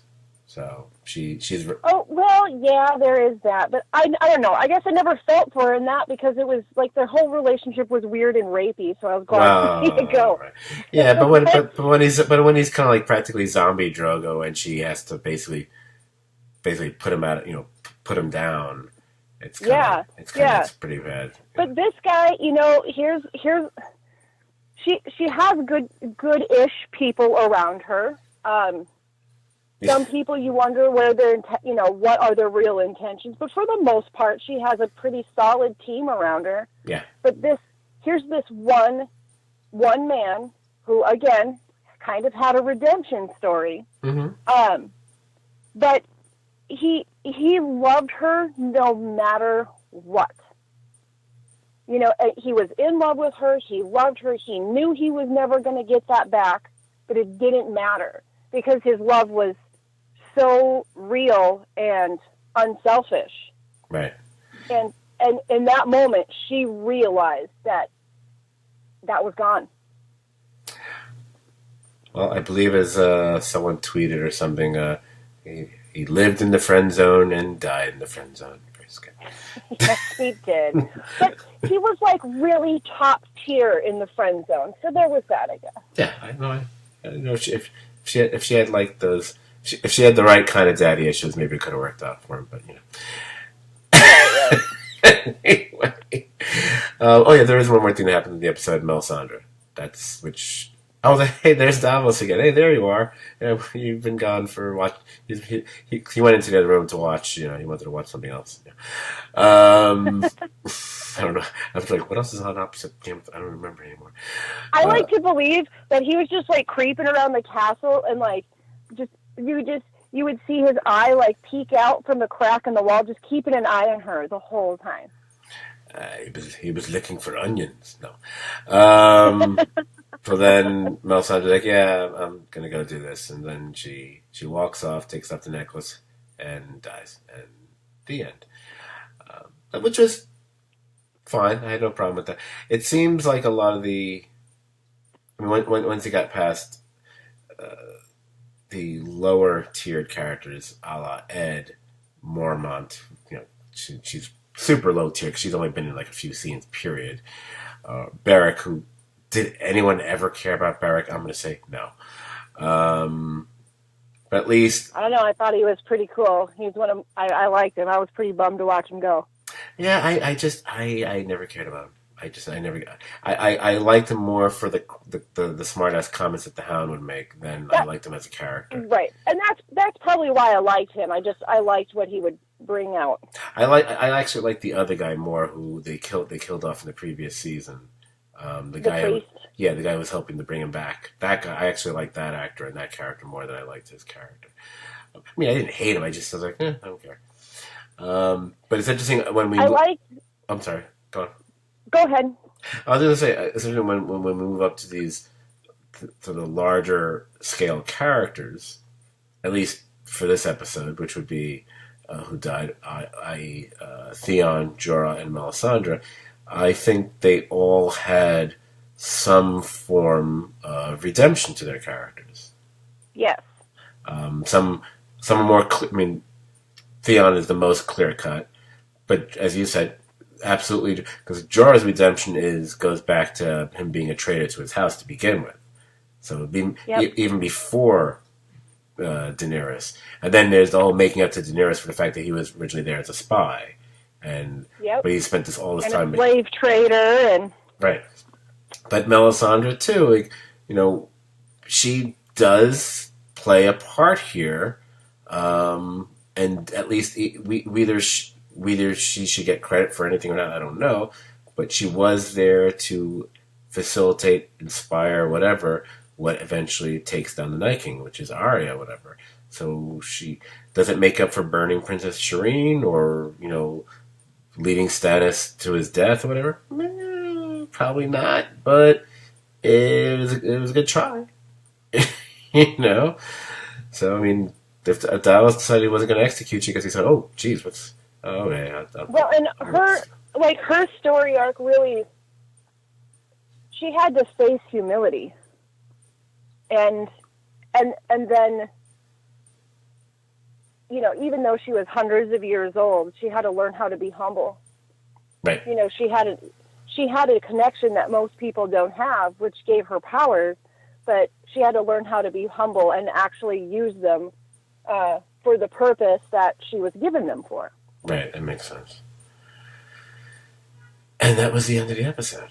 So we spent about the same amount of time talking about the episode as the episode ran. That was not supposed to happen, so my fault. Yeah, it's an 80-minute episode, and there was a lot to cover. It's okay. Okay, so I still want to do this. We'll try to get this done in just a few minutes here. Just a few moments for what I your predictions, theories, speculation, whatever. Couple things just want to debate about, talk about, whatever. Like, okay, let's just go through them here. Like Jamie. Now, I think you and I can agree. Jamie, we would be surprised if Jamie doesn't die. I'm assuming Jamie's going to die at some point, right? I don't think Jamie survives this series. I would be shocked if Jamie survives this series.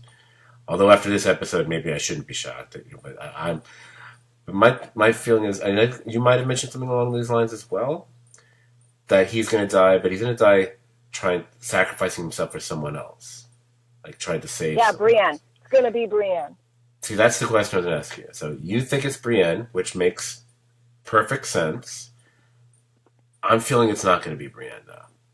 Even though... But it might not be, because when I originally thought this, she hadn't been knighted yet. So, so after the episode that he knighted her, it's like, okay, that might have been the moment where he did something purely unselfish for her. Right. Well, they could definitely go that route, and it wouldn't surprise me, and I'd be fine with it. But I just feel from potentially acting to prevent her from being raped, which cost him his hand, all the way to the knighting, I feel like that's been done. And I think it would be more... It's the other way around. That could happen.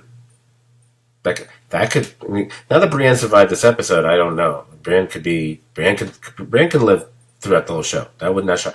Maybe she could finally redeem herself for being the worst bodyguard ever and actually be a really good one. Right, and take a bullet or a sword, whatever. That could be it. But I think it would be interesting. He could... Now, there are other possibilities here. He could also be saving his own brother. I mean, he's technically, although one could say he's technically done that already when he released him, let him free and whatever. What I would think would be interesting is if he saves someone that you're not expecting. Because these are either be Tyrion or Brienne, that kind of... If someone had told you like a year ago or whatever number that happens, you'd be like, okay, I can see that. But if I told you, hey, he's going to die, sacrifice himself for Daenerys, you'd be like, what? That doesn't make any sense. And that's why I kind of like the idea of it. I'm not saying it's going to, but I don't think anybody's going to sacrifice it. I don't know. I feel like they're turning her character. Yeah, I know. I'm curious about that, but I'm just. I don't like to join that bandwagon per se, because I know that there's a lot of people out there that are like, she's the villain of the show. I wouldn't go as far as saying that. Oh, the people who are saying that have forgotten who Cersei is, and they'll be exactly. They'll be reminded next week. There are issues. I think, and we've spoken about this, and I know you and I have spoken about this, and I think me and Brian spoke about it last week as well. They've definitely done things and deliberate choices to, turn people against Daenerys to a certain extent. I like to think they've always shown that she's not the pure leader that she wasn't automatically crowned. I'm not saying it right. You know what I'm trying to say? Yeah, it's her. It's not all her. She's not the perfect leader. It's the team she's surrounded herself with. Right, and when she's ignored them, things have happened. Of course, yep. Then they screw up, like Tyrion's multiple bad war decisions, whatever. But her killing her murdering the Tarleys was needless. That to me, that was the big one. It's like, really? Yep. You had to burn them for that? That just, because then you're trying to rule by fear, and I thought that wasn't what your thing was supposed to be. Even though you have at that time 3 dragons, whatever. But I do think that's gonna something like this gonna happen. Now, I do love some theories. I've been part of them. I don't think I came up with it myself. I think I heard it from someone else. The idea of Arya killing Cersei, but with Jaime's face, which would kind of work if Jaime's already died, and if she had access to that face, so to speak. I don't know if that's... And would still fit the it would still prophecy. Fit the prophecy. Yeah, which would fit the prophecy. I kind of... Now, I don't know a way to work this as far as one of my dream scenarios, because certain things would have to happen in secret, unbeknownst to other people, and I don't know if you could pull that off and still the show be satisfying, unless we get some sort of, flashback is typically poor storytelling if you have to rely on it. But there's part of me that almost wants the show to end with Cersei on the throne, but then we find out it's not Cersei at all. It's actually Arya wearing Cersei's face. which would be kind of fucking awesome. So that's one theory idea I have, which I think would be kind of fun. But then I thought about another thing. Go in a totally different direction. Even though they said the green eyes and everything else, but part of me is like, are you really gonna have Arya be the one who kills everybody practically? That's just it. It feels like it would just be more of the same. You know who should do it? If it's not gonna be Jaime, I could say they did a little foreshadowing. And there's the old rule, like you don't show a gun unless it gets used. Kind of a story. You know what I'm talking about? Right. They went to the trouble of and have a little scene with Arya giving Sansa a dagger, and her acting like, I don't know how to use this, and they use a pointy angle.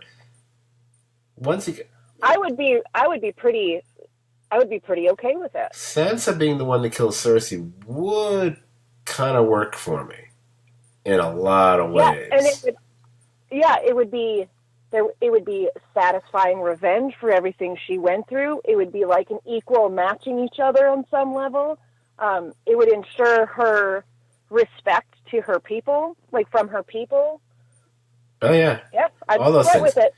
I also think it was funny because in a way, when you had Sansa down in the crypt, there's that moment where you think, oh, this reminds me of when Cersei was down below in Westeros during, except once again it's a Lannister who's drinking wine the whole time.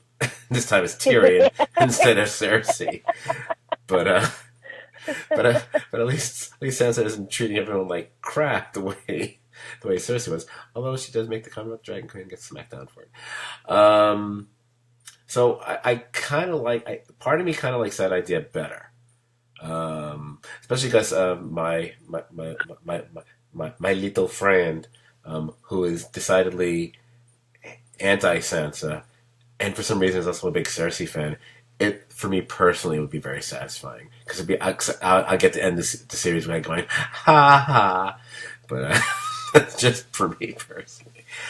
So, what do we think that what do we think that Braun's gonna do with that? Oh, that's exactly my. I kid you not. My next thing was: does Braun kill either brother?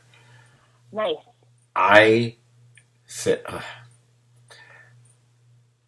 you know what? This show could shock me, I suppose. I can't picture Braun killing either one of them. I can't. I can't see it happening. I can't. For gold, he's got the. I can't see it happening. I could see him killing Clyburn with it, though. Yes, absolutely. That dude definitely gonna die. I'm sorry. I know. I should learn the lesson of the long night and don't say certain people are definitely gonna die. That's what you get for being a pox predictor. But he's gonna die. die. But I think you'll have a scene. The question is, does the scene have him with both of them?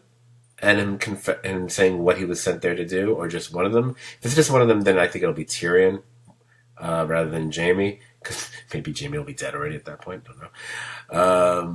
But also, it goes back to the beginning more with it being if it was Tyrion, and so I think that they have a stronger connection than I think he does with Jamie.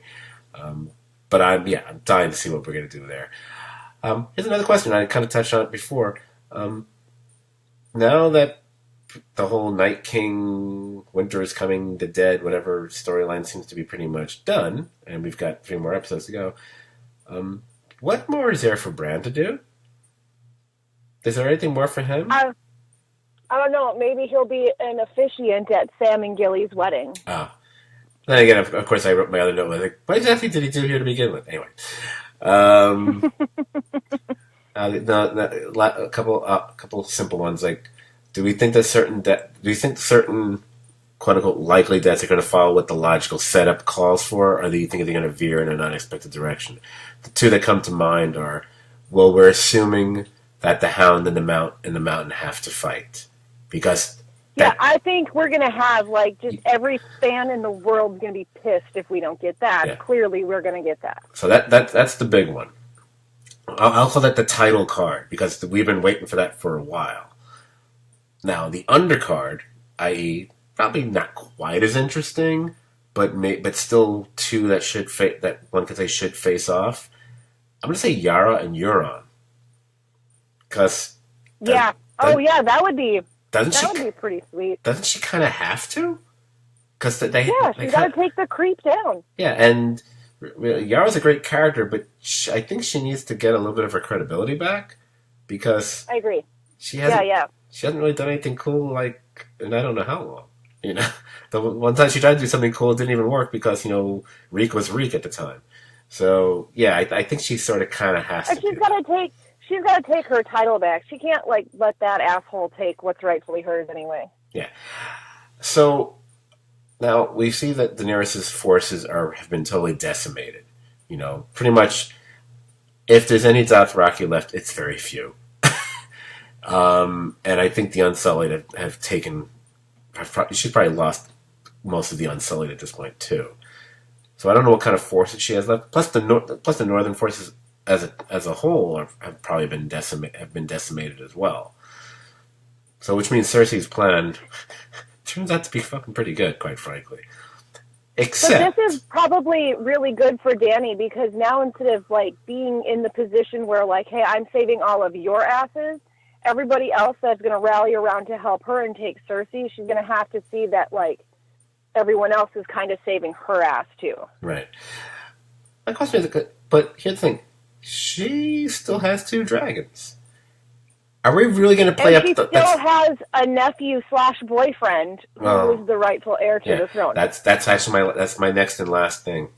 My next and last question, actually, because I'm just wondering: are they just going to keep relying on Qyburn's whatever his name is, that stupid harpoon gun to deal with the dragons, or do they have something else that they have a way of dealing with this? Are they going to can they use the wildfire against the dragons? Maybe, but isn't that kind of going to the well yet again, like for like the third time on the show? You know, for on the show, I don't know if they would that. I'm just curious if they have something else up their sleeves as far as the dragons are concerned or not.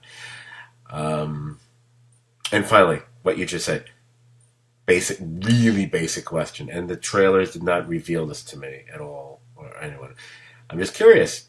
Now that John's revealed his true identity, so to speak, to Danny, whatever. Two things. Number one, does he tell anybody else? I kind of think he has to. He's got to like tell his sisters that, hey, we're not sisters.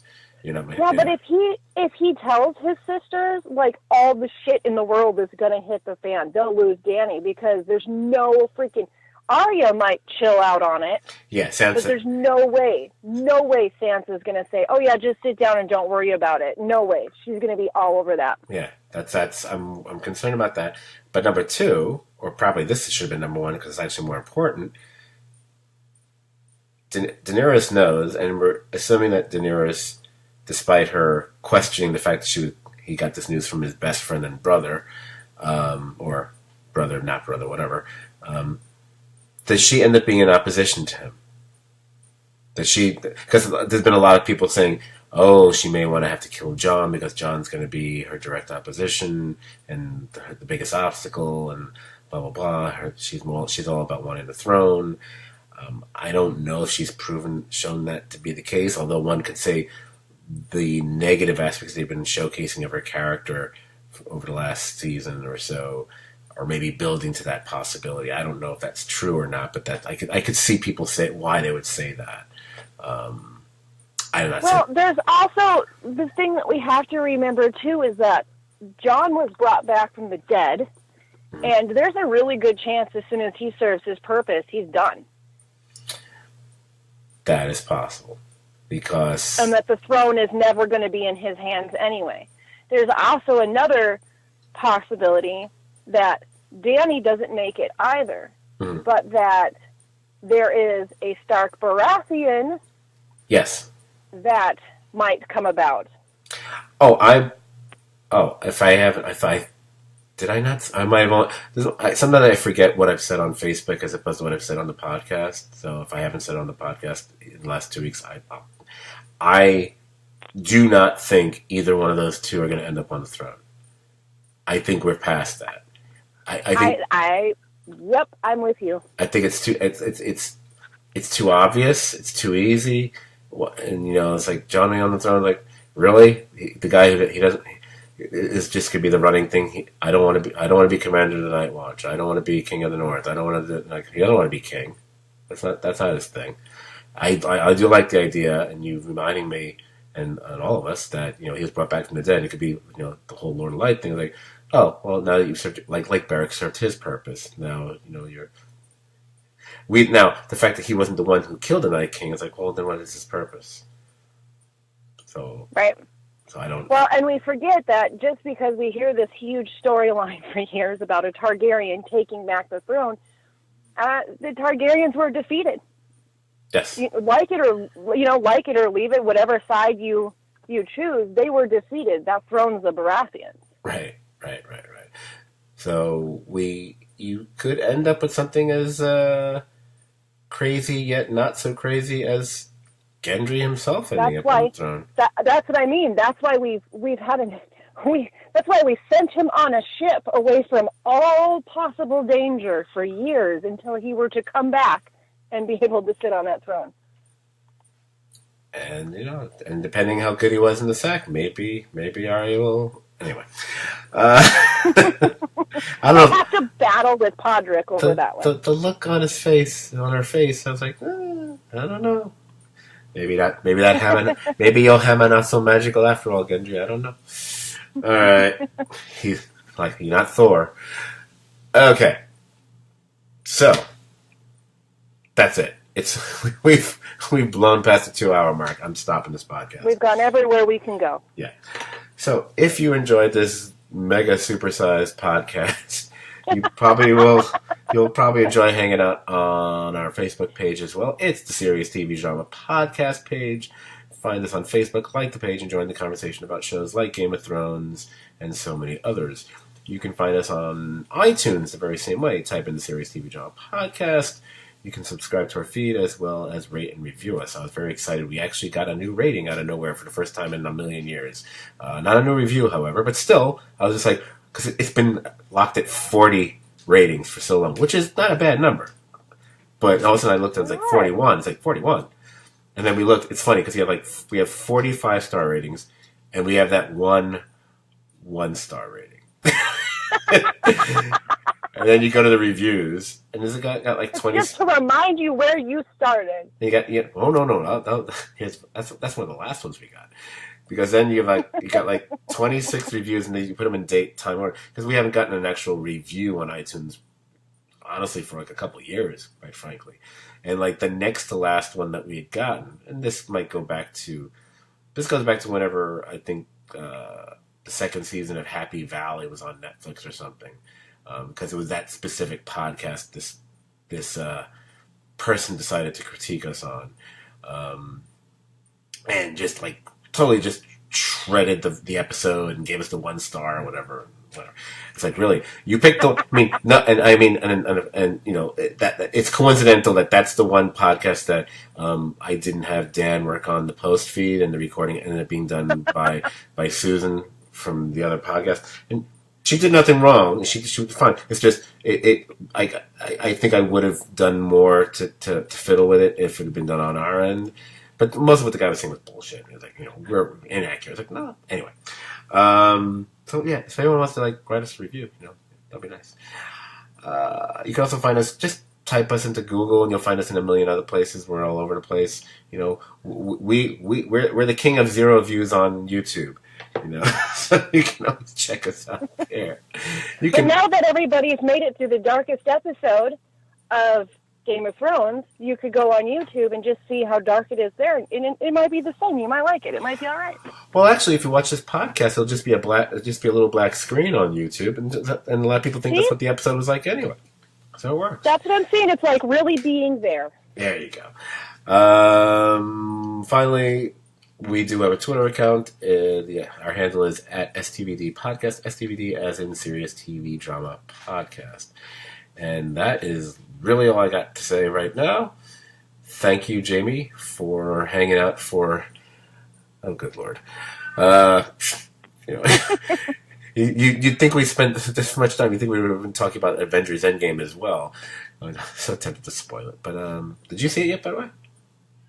Nope. I was going to go see it today, but since our neighborhood flooded this week, I was cleaning up one hell of a mess instead. So maybe in a couple days I'll get to it. Okay. I've seen it twice. Gonna see it a third time. Anyway. It was all right. Well, anyway. Yeah, I hear. That's what I hear. It's all right. It's a combination of all 20-something movies all in one. You've seen all the other ones? You're in for a treat. You haven't? You're like, you're still in for a treat. Anyway, good shit. Anyway, thank you so much for hanging out this week to do this podcast. We will be here again next week. I'm wondering if every episode is going to be, for the rest of the way, is going to be in the 80-minute plus category. If that means our podcasts are going to end up being in the hour and a half to 2 hour plus category. We'll see. Whatever. Well, there's only what, 3 more to go? Yeah. Oh, by the way, I don't know for sure. That might be the end of the podcast, by the way. I bury the lead for everything. There's a fee we have to pay every year to keep the podcast going, as far as the hosting site and everything. And I covered it last year. I can't afford to cover it this year. So, and I can't see myself asking Dan to cover it this year because he has not really participated that much for a while. So I don't know what we're going to do. So there's a possibility, talking about burying the lead, that after Game of Thrones is over, because I think our contract, or whatever you want to call it, is up in late May, like May 23rd or 24th, something like that. I can't remember exactly the date. We might not be able to do a podcast. So who knows? You might be on the last podcast. If that's what happens, then to get like everybody in on that last one. Yeah. Because, I could, like I said it on Facebook. I don't think anyone's paying attention. I've thought about starting up a GoFundMe page just to try to raise the money just to cover the damn fee. That way I could probably afford to pay it. But right now, it's not a good month for me. I could probably afford it if it was in June, but I can't afford it right now. So I don't know how much it is. I think it's like, I want to say it's between $200 and $300. I think. I can't remember for sure what it is off the top of my head. Yeah, I gotta go look it up. Anyway, look at me ending that podcast on a bummer note. That'll affect like 3 people. Brian will be crying. Way to be that guy. Yeah, way to be Debbie Downer. All right. Anyway, so thanks to everyone for listening. We will be here again next week. And God, I do this stupid music thing again. Okay. Well, again, thanks for hanging out, Jamie. And I will wrap it up with the usual. Yeah, it's over. Bye bye.